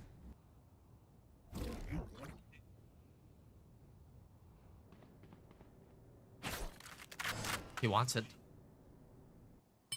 Into the site, they see the shear, they baited on out. That actually gives them enough time to get the showstopper online. Actually, no. They prioritized Crazy Guy getting it to get his second point towards the thrash. And them hearing the op, they would want the showstopper in that very situation. They could have jumped it and maybe cut that space down. But it does look like they're still going to walk down elbow with the utmost confidence. 119 wants a duel here. They have Steel Garden too, but they're already dealing with lesser weapons. No, they're not. The Armageddon actually goes in right now. Raph, a good little pop flash to come on out, and that is a team satchel that actually pops them both away. Cons' satchel has just done them dirty. The Mongols, a player advantage in towards a retake. Now it's slim pickings, and I'm talking about Vera's HP. He's got 9 of it. Taken on down. No way. Crazy Guy overlooked. That is a dispatching of him, and now it's all down to Nexi, but with 24 HP and an orbital strike available for Wayne, there's just not much you can do to get back into this round. Although you take out Wayne, there's no timing anymore. Styron will find you. It's a Thrifty to end it. That is really unfortunate how that Thrifty occurs as far as the Mongols are concerned. Oh, Lord, a team satchel bops them off. That's rough. That's always like the fear of any race player, you know. I don't want to accidentally grief my team with all my utility. And that round it started so good. On paper, it looked great. They couldn't, you know, maybe prioritize the orb properly, as you mentioned. And the kills were going their way. But Vera opening up that site and just putting a little bit of grease towards elbow. And then you add the con satchel. Just not a good time, man. Just not a good time. Well, we'll see if Mongols can hold the kittens from getting a map point here and trying to send us in towards the third decider in Abyss. Starting to piece together a bit of hookah utility again as the drone gets destroyed. No reveal to come on out. I mean, if anything, Mongols have been really good at coming back on this map, but they have to do it quickly because KK is a team that does adjust well. They've changed their game plans quite a bit. Fear has actually gotten into a position where he can salvo over towards the B side of hookah in case they need some assistance. A deep shear actually is going to give a great amount of heads up for 119. Arc for himself in, just confirming that they at most can be behind the shear. So when that drops, the razor vines are open, and this is just buying time. I really love this from the Mongols, but how much time can they buy? No rotations have come yet off the A site. There's still a late lurking jar available. Do they use this orbital to actually maybe bully their way onto the site? Are they holding it on for the post ban? But either way, Mongols are doing such a good job of denying them that presence towards the choke. And now MN Fear finding Ja is only going to make this problem so much worse. The suppress is here, so it's going to be a straight up gunfight. And it looks like MN Fear has been the nightmare of A. And it looks like it's going to be a Mongols round unless Wayne and Styron can pull something out of their hat. No, it's not. Not enough time at the end there when they try to wrestle with getting the spike on planted. I mean, you got utility thrown your way. You got players that have rotated around the right time. You got an orbital that goes through as well, and that only puts Styron down in towards that unavailable state of the null command, right? So really rough for KK, brilliant for the Mongols to keep them at bay from getting onto 12. You upset their economy as well right now. Make them consider, what risk do we take in a round like this? You don't need to actually take too much of a risk. You've got 2 rounds of space. You take an eco here, see if you can do some damage, of course, pilfer away a gun or 2, maybe do some you know, shenanigans to get around. But if you drop this one, guns to the next, try and get 12. Oh my goodness, and MN Fear has really turned his game around here. Unfortunately for him, he does get Zerg Rush, and at the moment, despite everything happening, this is yet again another Mongols round, and as we said before, they're really good at coming back on bind. Now, normally KK is not a team where we'd have to worry about the mental state because, again, these players are grizzled, and I'm pretty sure barely anything phases them at the moment. Or if it ever will. At the same time, that was a big lead, you know? What was it? It was like 9-2? What, 9-3? Yeah, 9-3 at the half. So it was, you know, sensationally done for the Kittens, but then a great little defensive start on for the Mongols, and they're really extending it with their timing. I'm actually really liking how 119 is playing this Vice kit, the timing on these shears, changing their locations time and time again as well, right? In combination with these sky smokes, dropping them in the smoke just to safeguard and not be spotted early. Because if you're an attacking team and you spot them throwing the shear early, you have a lot of time to adjust for that, right? If you don't spot it, you have to try and spend your time to figure out where it is. Cheeky kill to come out from Jar at the end of this round here to actually make it somewhat damaging to the economy of Mongols. But disregarding that, it is double digits for the Mongols now, and you're going into this round number 22, Raf, with a couple of ultimates in your display. You've got the Steel Garden yet again, funnily enough, for 119, which is actually really good in a retake scenario for them in a situation this deep in towards this map. Plus, Thrash is also almost available here for KK, so they can definitely brute force their way onto the sites here, especially with the orbital if they do get to that point where, okay, we have to use it, we have to burn it, we're not getting enough space. Because right now Mongols, again, they are just not even allowing any of these choke fights to happen. Now Vera has to be the fire starter. You mentioned it the last time, it wasn't the closing, but it was the starting. MN Fear manages to find one. It is the Armageddon only in death. That's why they wanted to go for a showers challenge originally. It works both ways. Crazy guy gets the orb, gets the thrash. MN Fear gets the orb, or in this point, a kill with the judge. That's more likely. Gets the Armageddon. So they'll have that for the next round. We have a bit of a grace period at the moment now in the 4 versus 4. surely they've scouted out this play that Sky is Blue has been doing for like the entire like last Yeah, stage you and think. now, right? You'd think. But they can't exactly flush that out with any utility, so a neural theft, a big old ultimate to find together position. Thrash goes on in. How many players is it going to contain? I think it got 2 at the back there. It did indeed. Sky is Blue, he can res, but Wayne, he's found Nexi in the mix now, in the res. They're dancing around the smoke, and again, Wayne is on a heater at the moment, as it's all down to 119, and I don't think he's going to want to use the Steel Garden in a situation like this. It's going to be thorny for him on the road to recovery in this round. 1 versus 4. Pretty healthy opponents, and Incendiary still available for Wayne. A Mosh for Crazy Guy. No way he's getting back in towards this round. Yeah, he manages to find one on Styron, but I think you might even consider counting your losses, because MNF is on 250 credits. You kind of need some weaponry in the next round, lads. Yeah, it doesn't look like they're taking that into consideration. Instead, he wants to somewhat equalize the economy, but I doubt that a KK that's been winning, what, the last 2 rounds would have any issues of re-upping their armory here. Styron and Vera were the only ones to fall, and Vera still has a healthy amount of money with him too, as well as drops available. And like you mentioned, maybe, just maybe, that extra weapon could have been the X factor that the Mongols needed to maybe push their efforts for overtime yet again. Yeah, I mean, it's the cushioning that we saw in the halftime scoreline of a 9-3 as well for the Kittens now, right? They have provided themselves the space to have a couple of slip-ups, to have a couple of ecos, to formulate a strategy to get back in towards this game. 3 rounds on this attacking side in isolation doesn't matter now that they have actually found number 12. They've got 2 chances to close this map. And if they lose this one at the cost of, you know, 119 dropping the ult, MNV dropping the ult, to have to close out this round, you don't have to worry about them in the next one. Makes things a hell of a lot easier to close out the map, even if it is at a 13-11. Oh boy, Sky is Blue again, tempting fate with this play, and come on. There's actually no way, right? You get picked off like this. They even resmoke it. They're still so wary of this. Oh my goodness. Oh my goodness.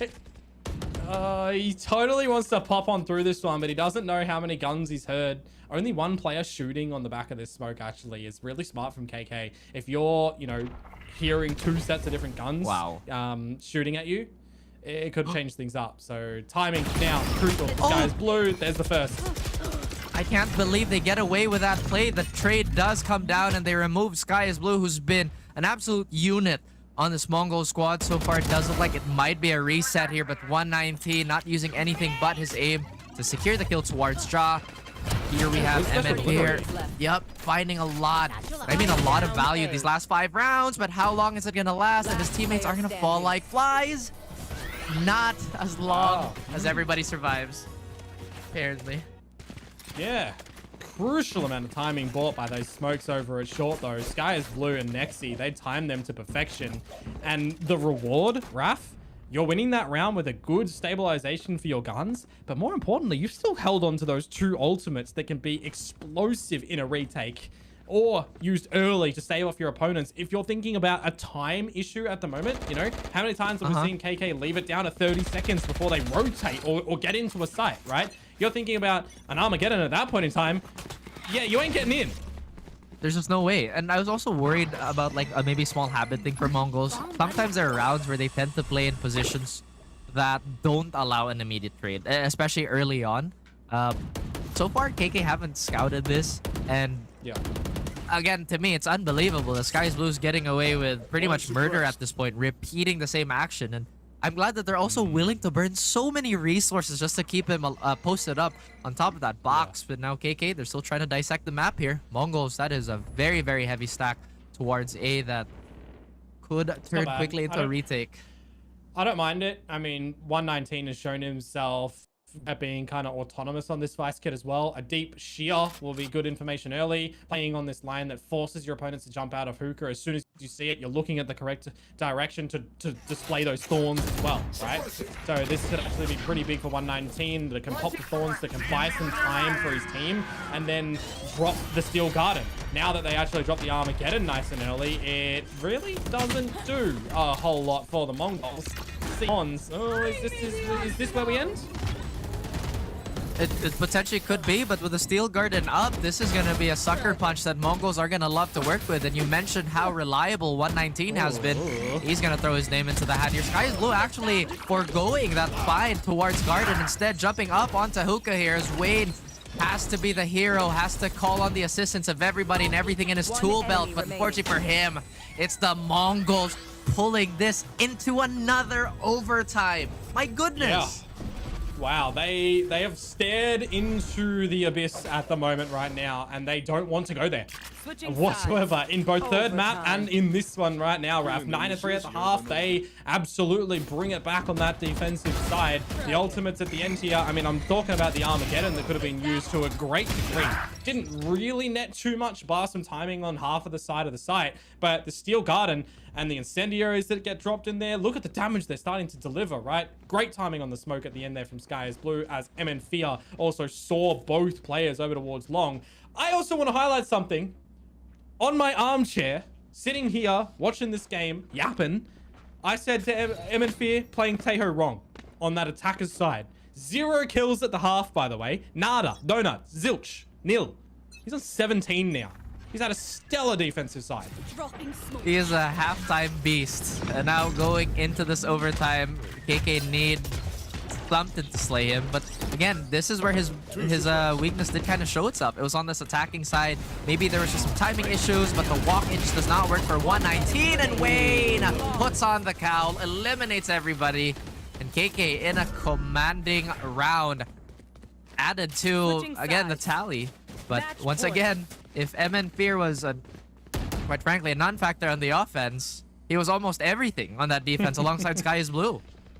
Yeah, well, nobody on the Mongols really did anything in that round, did they? Just try to bully themselves through on the back of the stealth drone, finding 2, remove their abilities, but they did already manage to drop down that Sky Smoke, and if you're running the wrong way through that one, you're just getting minced, unfortunately. So another opportunity now for the Kittens to close out this map and send us into the decider.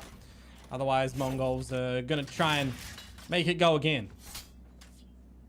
I'm surprised they still haven't invested more utility into trying to just find the solo B player. Yeah, it's the same setup that the Mongols love to do on this map with this composition, isn't it? Though no one-way smoke over at short at the moment because they've seen 0 presence. So 119 has to have his head on a swivel at the moment. I mean, they do this too with a Cypher on all the maps they play, but once again, 119 showing why he's such a valuable player. Despite not having any backup, finds a singular kill to his name, could be more than enough to really rally the rest of the Mongols here. And Bear showing his head for cons. Jot, despite being so low, finds yet another frag, but again, staying power could be a question here. What does he do? Does he try to go for a flag? Does he try to go for the long con? But Crazy Guy finds Nexi, and the Mongols could have a very, very uneventful overtime here. MN Fear, the spotlight is on you, my friend. And it's gone. And he's shut down. Cons with an operator too, Raf.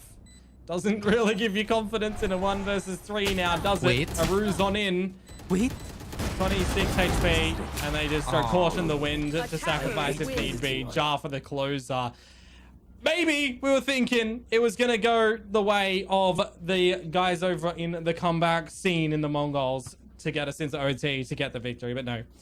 Foregoing the Sentinel role on the Cypher, but they do opt to bring that in now, which kind of makes sense since they've grabbed Jar for the roster. I'm now really curious. Our team's going to approach Abyss like a really old like Haven where... Like Ascent. Yeah.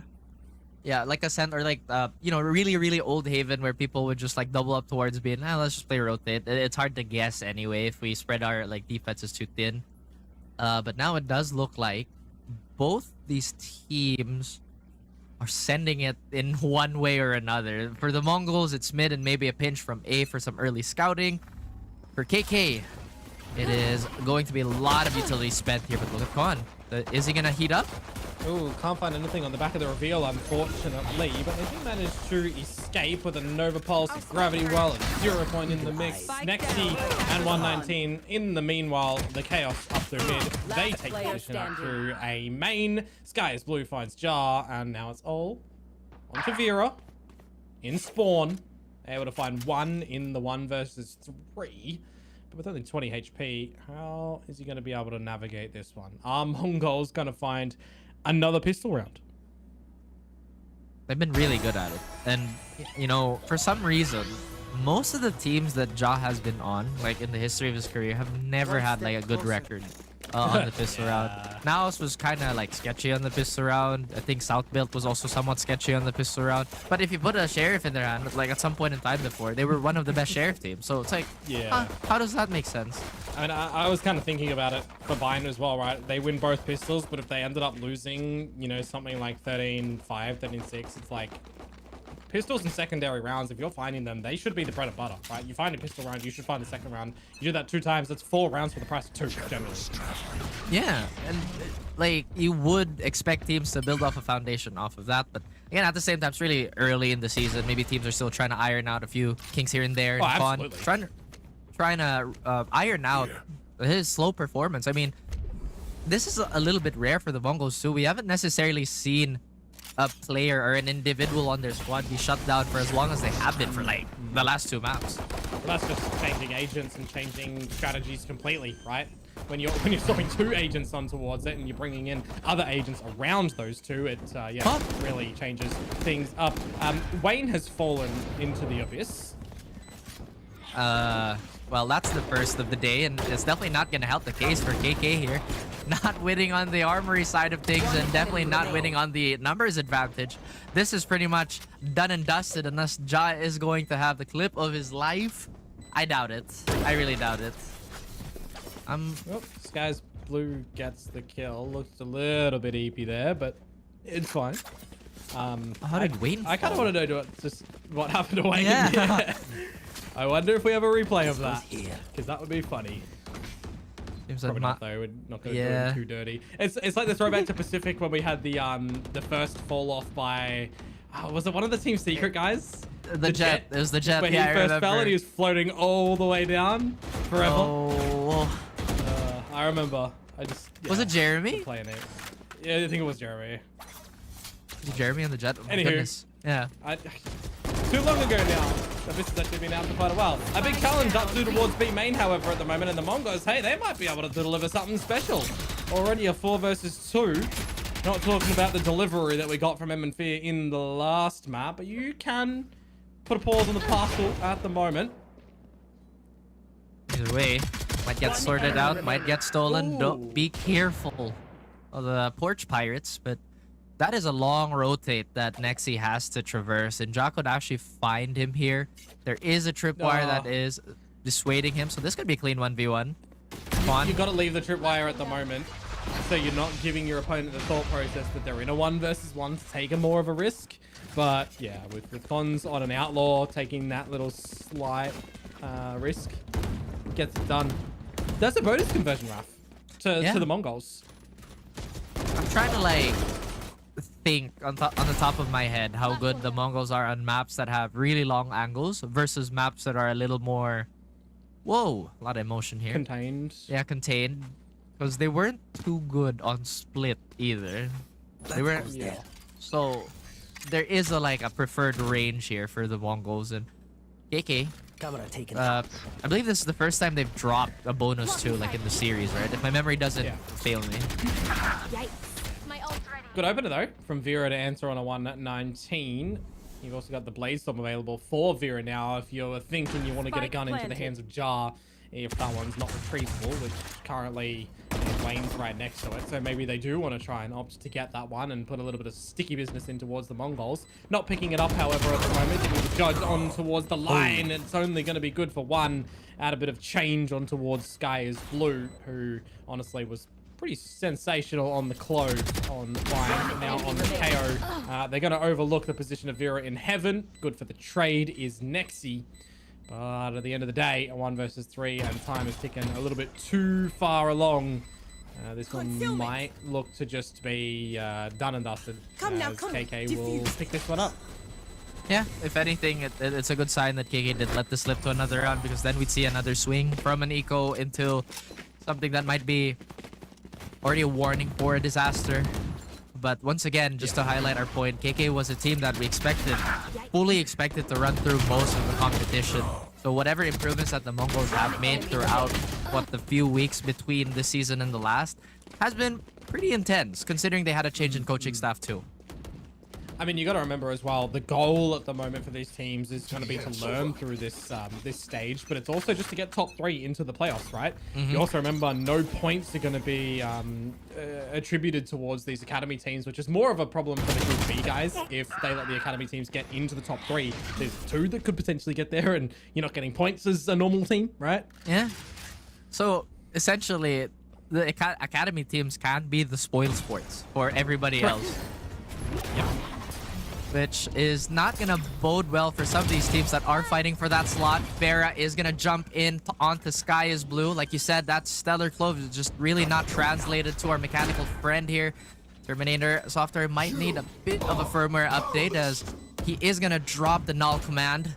Still not a lot of action happening. Hunter's Fury being expended here by Crazy Guy just to make everybody back off. But Cons, despite falling, gets a 3-piece for himself. And now Nexi has to clean up the mess that the rest of the team has allowed to happen. Byron has a fantastic angle here, but can't close it off. Down to 1v1. Time is ticking, and there is a Cosmic Divide here. Crazy Guy, is he going to bite on the bait? No, he doesn't, but he's dancing around. This is going to be the dance of death. Oh, no. Oh, no. And oh, my goodness. Just like that, KK equalize. Wow. He does not. Oh, my goodness. That's extremely funny from Crazy Guy. Both sides of the Cosmic Divide, and then just, I'm gonna duck out of here. Back in towards main. I mean, as soon as Crazy Guy rips the Hunter's Fury as well, the first bolt was immediately onto MN Fear. So from then I'm thinking, yeah, this might be the round there. But Con's good for 2, traded. Shenanigans at the end there with the Cosmic Divide always makes for a little bit of entertainment. You do like to see that, but for our guys over on the Kitten side, they're going to try and overwhelm the forces at A, being sent in with the blades as Vera. Don't do it. Nah, do it. Okay, good job. I have been traumatized by the fall, but Vera gets 2. Does he get one more? He doesn't have an updraft. Oh, he doesn't have an updraft. It's fine. He's done his job. And now the Mongols have been shredded apart. They just go for a save here. They know that... Wait, where is he? Where is he? Whoa. Hello, darkness, my old friend. This is going to take a while. Oh. No, he's nearly down at the barrier. And bonk. Here we go. Is there like a record for the slowest fall from Abyss? There has to be like a statistic of that, right? Like who? Well, it's going to be a jet. Yeah, like which jet fell the slowest? Yeah, well, it'd have to just be a jet who updrafted from the back of Plat. No, from the top of B site, because that's technically taller than highest, yeah. A site's.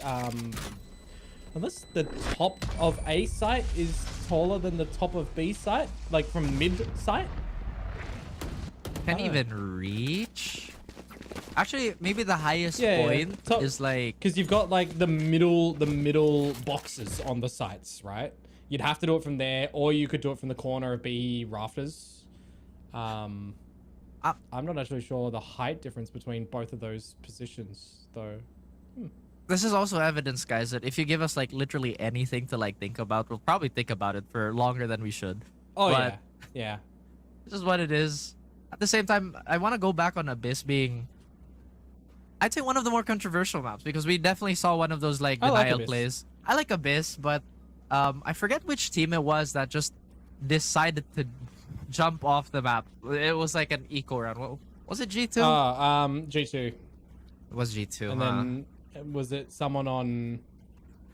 Was it Cloud9? No, it wasn't Cloud9 that raged. Somebody raged really hard about it on socials, I think it was. Which is valid, right? Like, it's technically not a competitive thing to do, jumping off the map. That's true, that's true. But it does technically, competitively, stop your opponents from getting an advantage in terms of ultimate orbs. So yeah, that can be an argument for it.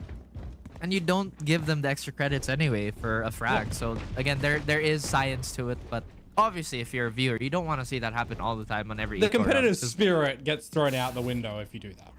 True. Like, why are you giving up? You know, statistically, you could have won. Not very high, but you could have. Either way, the Mongols, speaking of statistics, might go all down the drain for Kimmy's Kittens if this op rings true for Con. Very aggressive spot here. He likes to shuffle between here and I guess mid, which honestly basically every Jet does. Come on now. He's trying his best. He's trying his best. To be fair, he technically doesn't need to get the 0 point on towards the right side of the pillar there because the top front side will reach. Anywho. I think the problem with Abyss is like it's now like Pearl where it's taken the moniker of being the slowest map in the game because stuff like this happens. Yeah. Fracture might get there as well, maybe. But we'll see. I like Fracture a lot. I don't. I like it. It's fun. But we're waiting patiently at the moment for this eventual B-pop to come out from Kimmy's Kittens. Operator seen from Cons as Vera sleuths his way up through top mid, spotted out by 2. No flank at the moment at the bottom of mid either to be overwhelmed, but a re-aggress from him. He is able to find the kill. 30 seconds to go in a rotation. Next seed answer to pick up another gun. Does this incentivize you now as MN Fear to drop a Hunter's Fury though when you hear the plant go down? They're tapping for it. He's thinking about it. And he actually will. It stops them from planning for a couple of seconds, but there's no capitalization on the rest of the Mongols to flood in and take the duel when the plant does eventually go down. So kind of the Hunter's Fury was for naught. Yeah, I was thinking maybe they should use the space to walk up and try to fight whoever is available while they're trying to dance around that vault. But now Ja from high and above will eventually fall and will try to take a few players with him. Unfortunately, the shots are a little bit more accurate on the side of the Mongols, as Wayne is going to try to hold this at the door. In a 1v1 is Con and Crazy Guy. Con has a good idea where he is. Could go for the tap, but instead... Oh! Didn't matter at the end, as Crazy Guy is going to finish him off. Interestingly enough, too, Mongols had a really difficult time trying to close this out against Fancy when I believe it was Yes I Can on the Sova too, causing so many problems.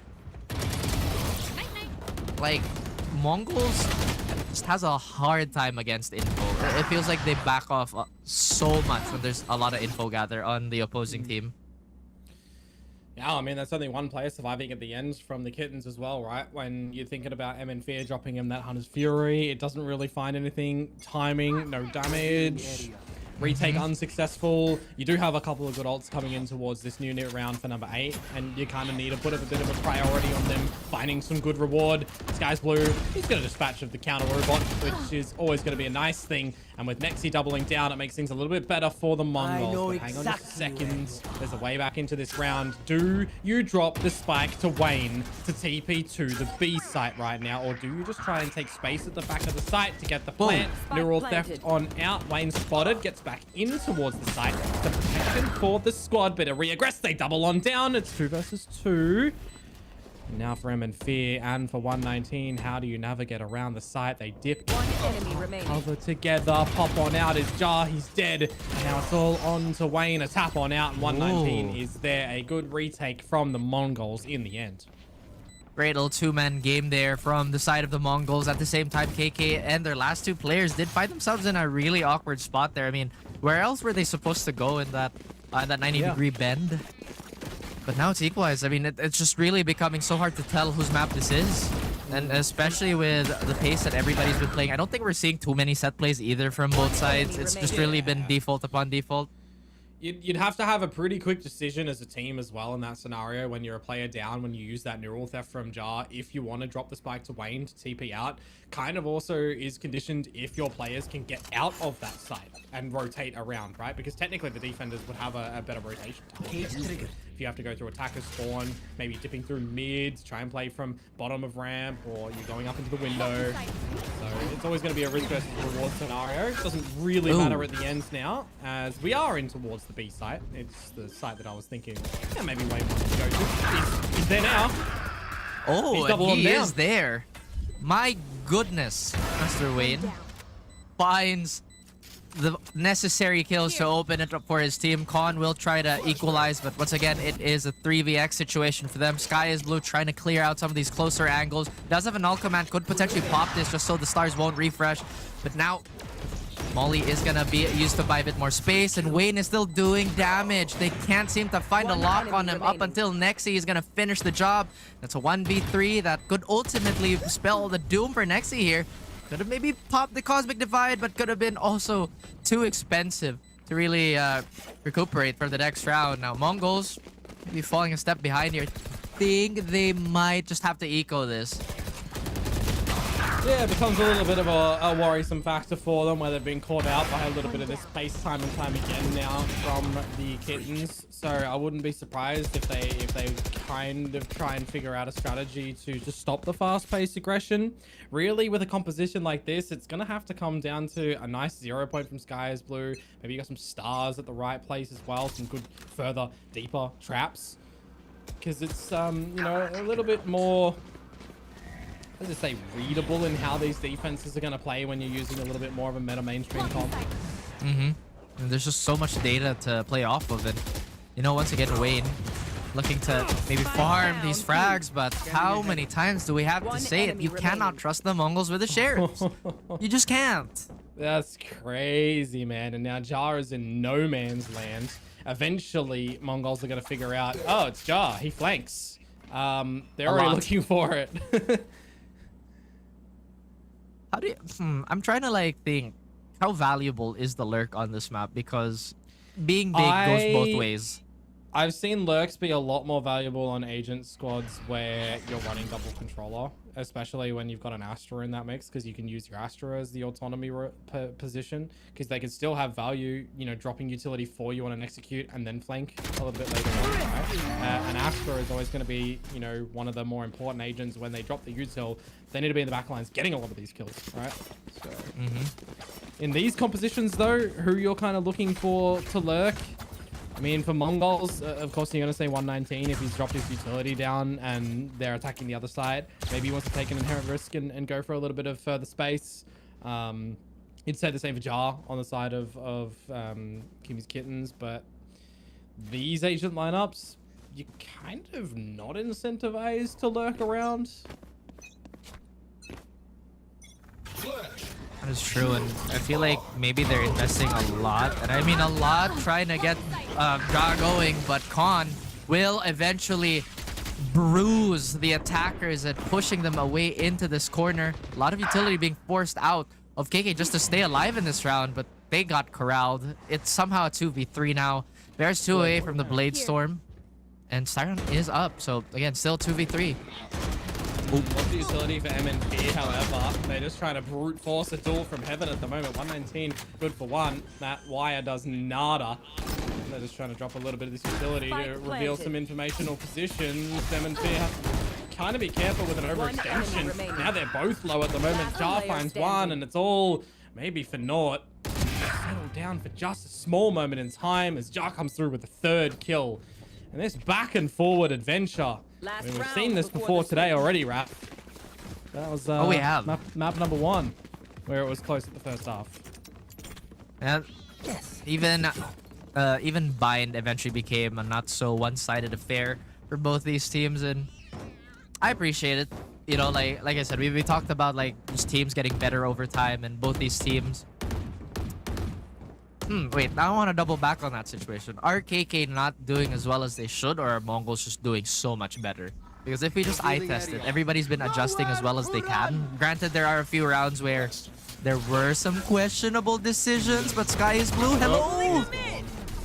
It's alright, there's a little bit of timing from the rest of the squad to be able to dispatch of the spike in the eventual hit that KK are just trying to do. A sacrificial lamb is Wayne, a doubling on down from Nexi. He finds 4! That is a sensational shot at the end. Great raw adjustment onto Jar. And as quick as that round starts, Raph, as quick as it ends, it's all tied up at the half. And the brawl continues between the Mongols and Kimmy's Kittens.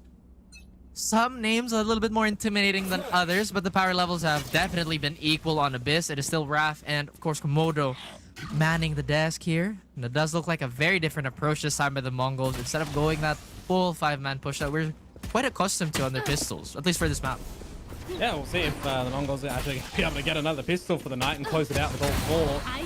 From Bind to Abyss. Vera, though, going to start off the affair, but it doesn't really matter in the grand scheme of things as Mongols answer back with 3, buying some time to establish a plant. It's going to be on the back side of the bookcase. That makes it a little bit difficult for Styron and Wayne actually to get into this. I mean, I feel like difficult's an understatement here. Either way, they are going to be walking into a crossfire, and I believe this is Styron has to take a lot of guesses here. I think the sound spot is going to come out anyway, and Con has an idea which angle he has to take. Will ring a shot through the void just to warn him, and maybe Wayne gets a timing here. They let go of the crossfire. Nexi had no chance, but there's just too many players to deal with, and Sky is Blue looking to come alive again for the second half. I'd say it was very uneventful for him at the beginning, but maybe it's gonna be, I don't want to say it, but like I'll say it anyway. It might be an MN Fear half, you know, might be a turnaround. I mean, he didn't start on a 0, so let's put it that way, right? Yeah, it's not our fault. When you think about it for Sky's Blue as well, he's played 3 different roles in tonight's affair, right? Starting off on the Vice on Pearl, going in towards the Clove, and then 119 picked up the Vice on Bind, and now on towards the KO. So you're always going to have to be, you know, considering when you've got these multifaceted players, they're a master of none, right? Jack of all trades, but you're never going to be an expert. Yeah, and it's you're also not, you're not the taxing. one-trick pony. You're not necessarily known as the pony either, you know? At the same time, it's like the mental tax of shifting from role to role on how you want to approach the map, how you want to place yourself in the on the attack and on the defense is quite tiring, and I'm glad that there are players equipped for it. But now Vera with the Marshall and as well as Ja with the Classic to really shred this attack to bits. Are they going to convert on this round, or does MN Fear have something to say about it? A statement to be made. They can settle down a little bit in this 3 versus 3. There's 50 seconds to go. Those guns are a little bit deeper and irretrievable for KK. The Mongols going to be able to bring this one back. There's damage going both ways. Now it's all onto Jar. I do believe they spotted him out at the back of site earlier on, so there's an idea that he is still going to be at this left side of the site. If they want to, MN Fear could even put a recon dart in towards this one, but they're just towering, doubling together. There's 20 seconds. Then they go off towards the site, and I mean, now they know exactly where he is, right? So darts on in, overwhelming. He's not at the back of the site. He's pushed forwards. That should have been expected by Nexi, actually, that Jar could only be there when he dodged out in that bolt. What a shot from Jar. That round is actually crumbled by the Mongols at the end, I gotta say. High stakes. Yes, like I want to sugarcoat it, but man, my goodness, they dropped the ball there.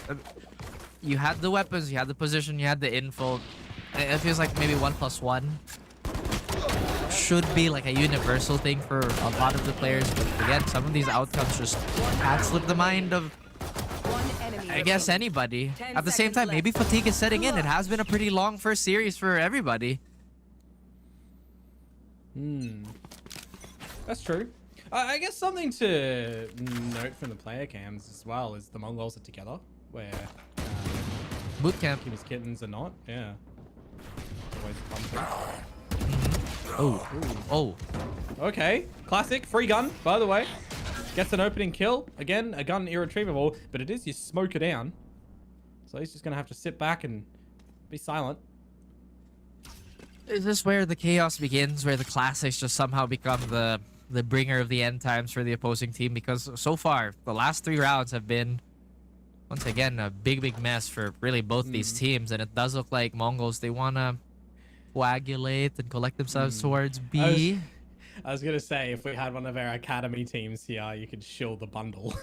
That is true. That is actually true. Yeah.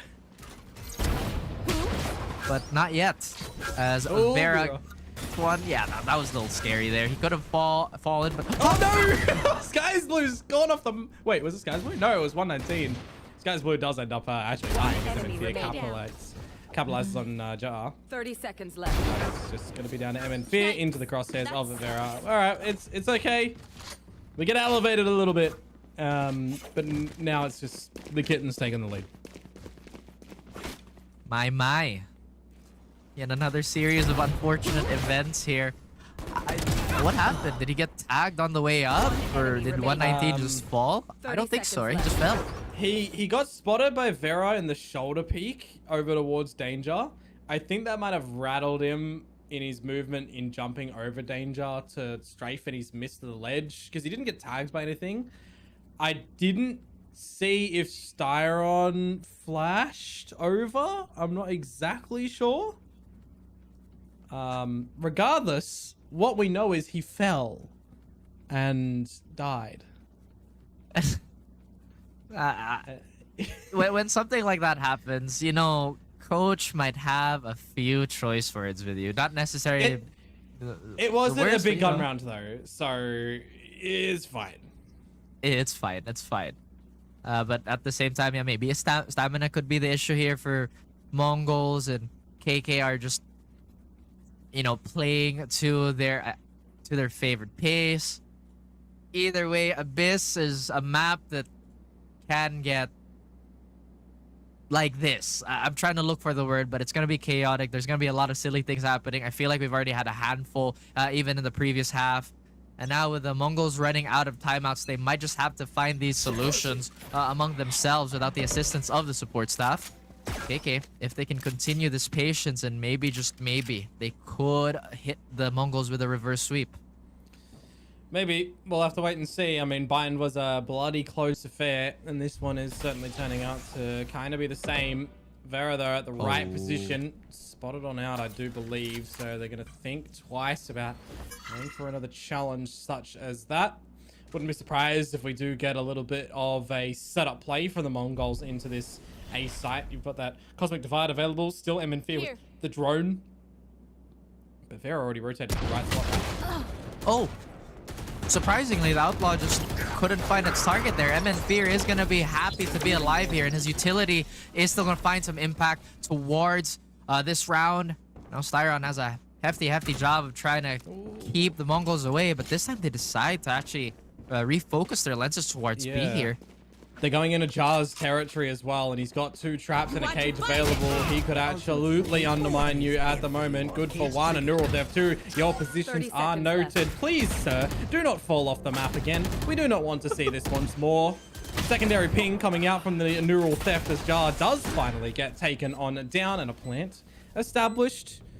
Breathe if you are the Mongols now in this 2 versus 4. Make it 3 as Styron finds 1. Cons able to just narrowly survive by taking out Crazy Guy, and Styron falls hereafter as well. Mongols do finally answer back, and we once again are tied up.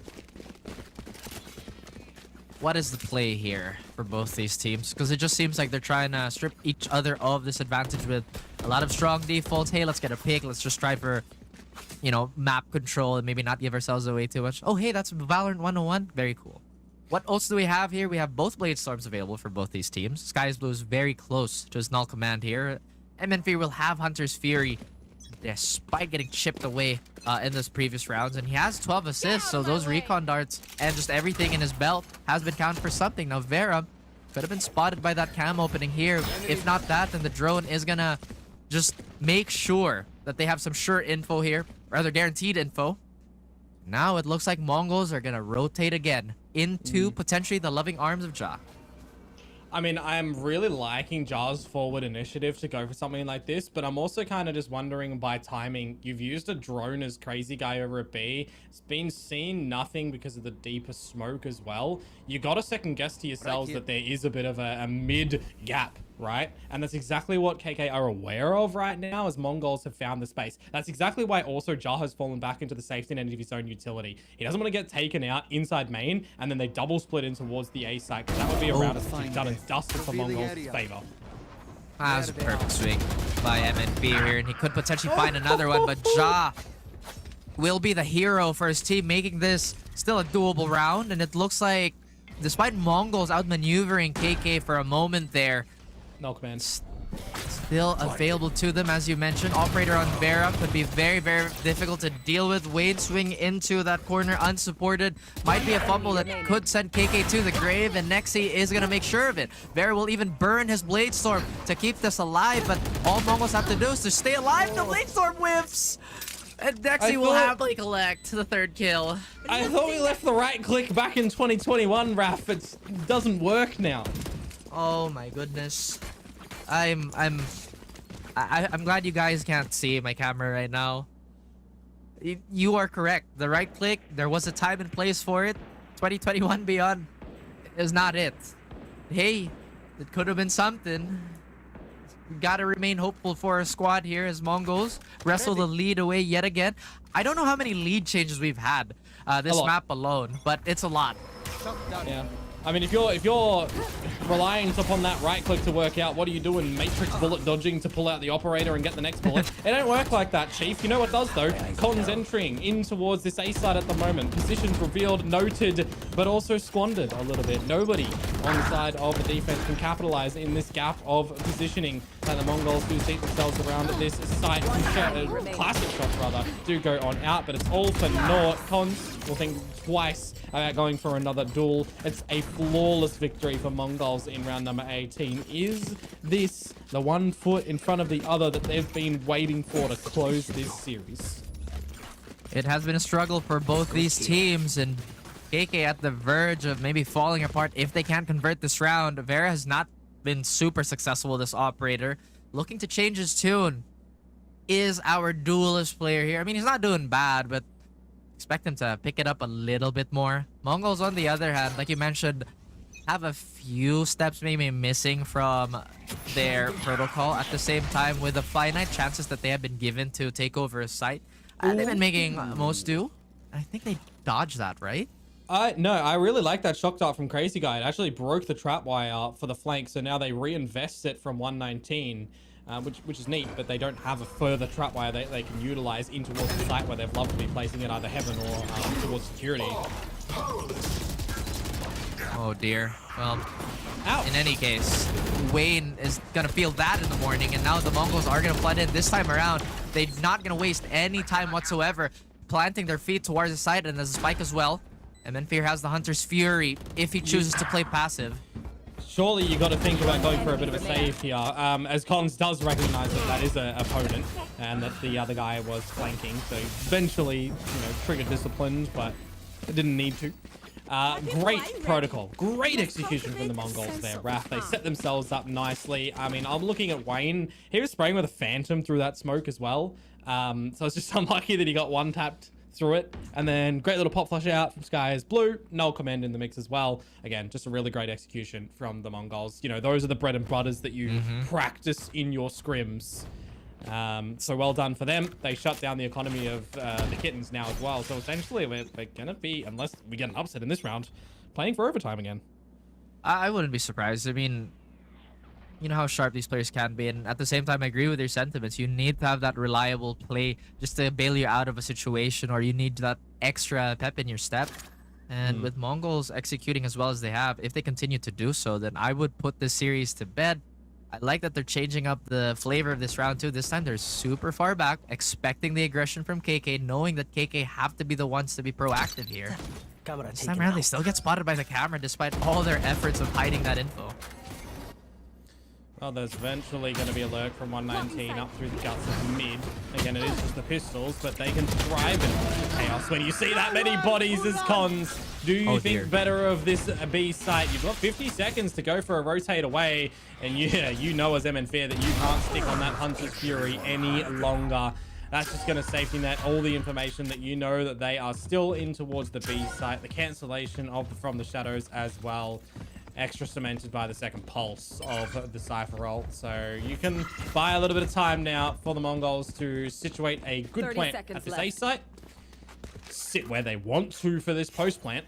And, you know, potentially close this out. Because you look at the guns, Raph, here for the kittens. Vandal, Sheriff, Ghost. I was about to say, like, did they not have the time allowance to maybe pick up another rifle? I mean, there are 2 down on Mongols, and normally it would be unlikely for you to lose a duel like that, and now it's suddenly getting salvaged on the side of KK. Hang on, indeed. 119 has to make a mad dash towards safety. They're both low. Vera, don't do it. Oh dear. My hands are on my head, and I'm now really, really worried for KK. This looks so doable. Oh! that's it. There's just no more time. I mean, I actually thought when I saw that it was Planet Bridge and Wayne is still alive that you're getting a dark cover and you're sticking it. You know, you could have seen Vera just stay up towards heaven and jiggle it out, start spraying the gun, right? That's, I mean, you're always going to understand that it gets very chaotic in the comms and you get a little bit sweaty in those situations. But these are the situations that these teams need to, you know, be comfortable in, right? In a 2 versus 1 like that, you need to quickly recognize your kind of only exit strategy and only way of winning that round is probably Wayne sticking in that dark cover. Either way, like, the math just checks out. You know what I mean? Like, it's a 2v1. If we go for a trade, we're gonna win. Like, if it just comes down to the super basics of it all. At the same time, yes, there was so much utility available for KK to really leverage that round and maybe signal, like, the comeback for KK. Again, Mongols punishing KK for overstepping and Vera for, quite honestly, overextending his peak there. And now Khan, with the utmost confidence, is gonna walk up towards mid. Ja might have the right idea here, but as soon as I say that, he just looks away. Crazy guy, though, gets the kill. And now a trade out from Sky is blue. So, back to the drawing board at the moment. Where do you think, if you are on the side of the defenders, that your opponents in the Mongols are going to start to transition towards? It's looking like they have an idea. It might be more towards this A side, a bit of a spot out and mid, just to drop that neural theft as Ja. So you cement your information for the next couple of seconds. Looks like the bailout play is to be A yet again for the Mongols. It's worked for them in the past, and they're looking for something to fall back on. And Wayne, not sure what the timing was there, but MN Fear, you call upon the man and he will answer. That is gonna be pretty much an uncontested plan. They might want to get Styron back up just to make the numbers a little bit more doable, but Ja will fight. Ja will fall, and it's all up to Vera with pretty much a Herculean effort required from him. This is an almost impossible cross to win, and MN Fear with a 4K to close out the series and upset the pick'ems.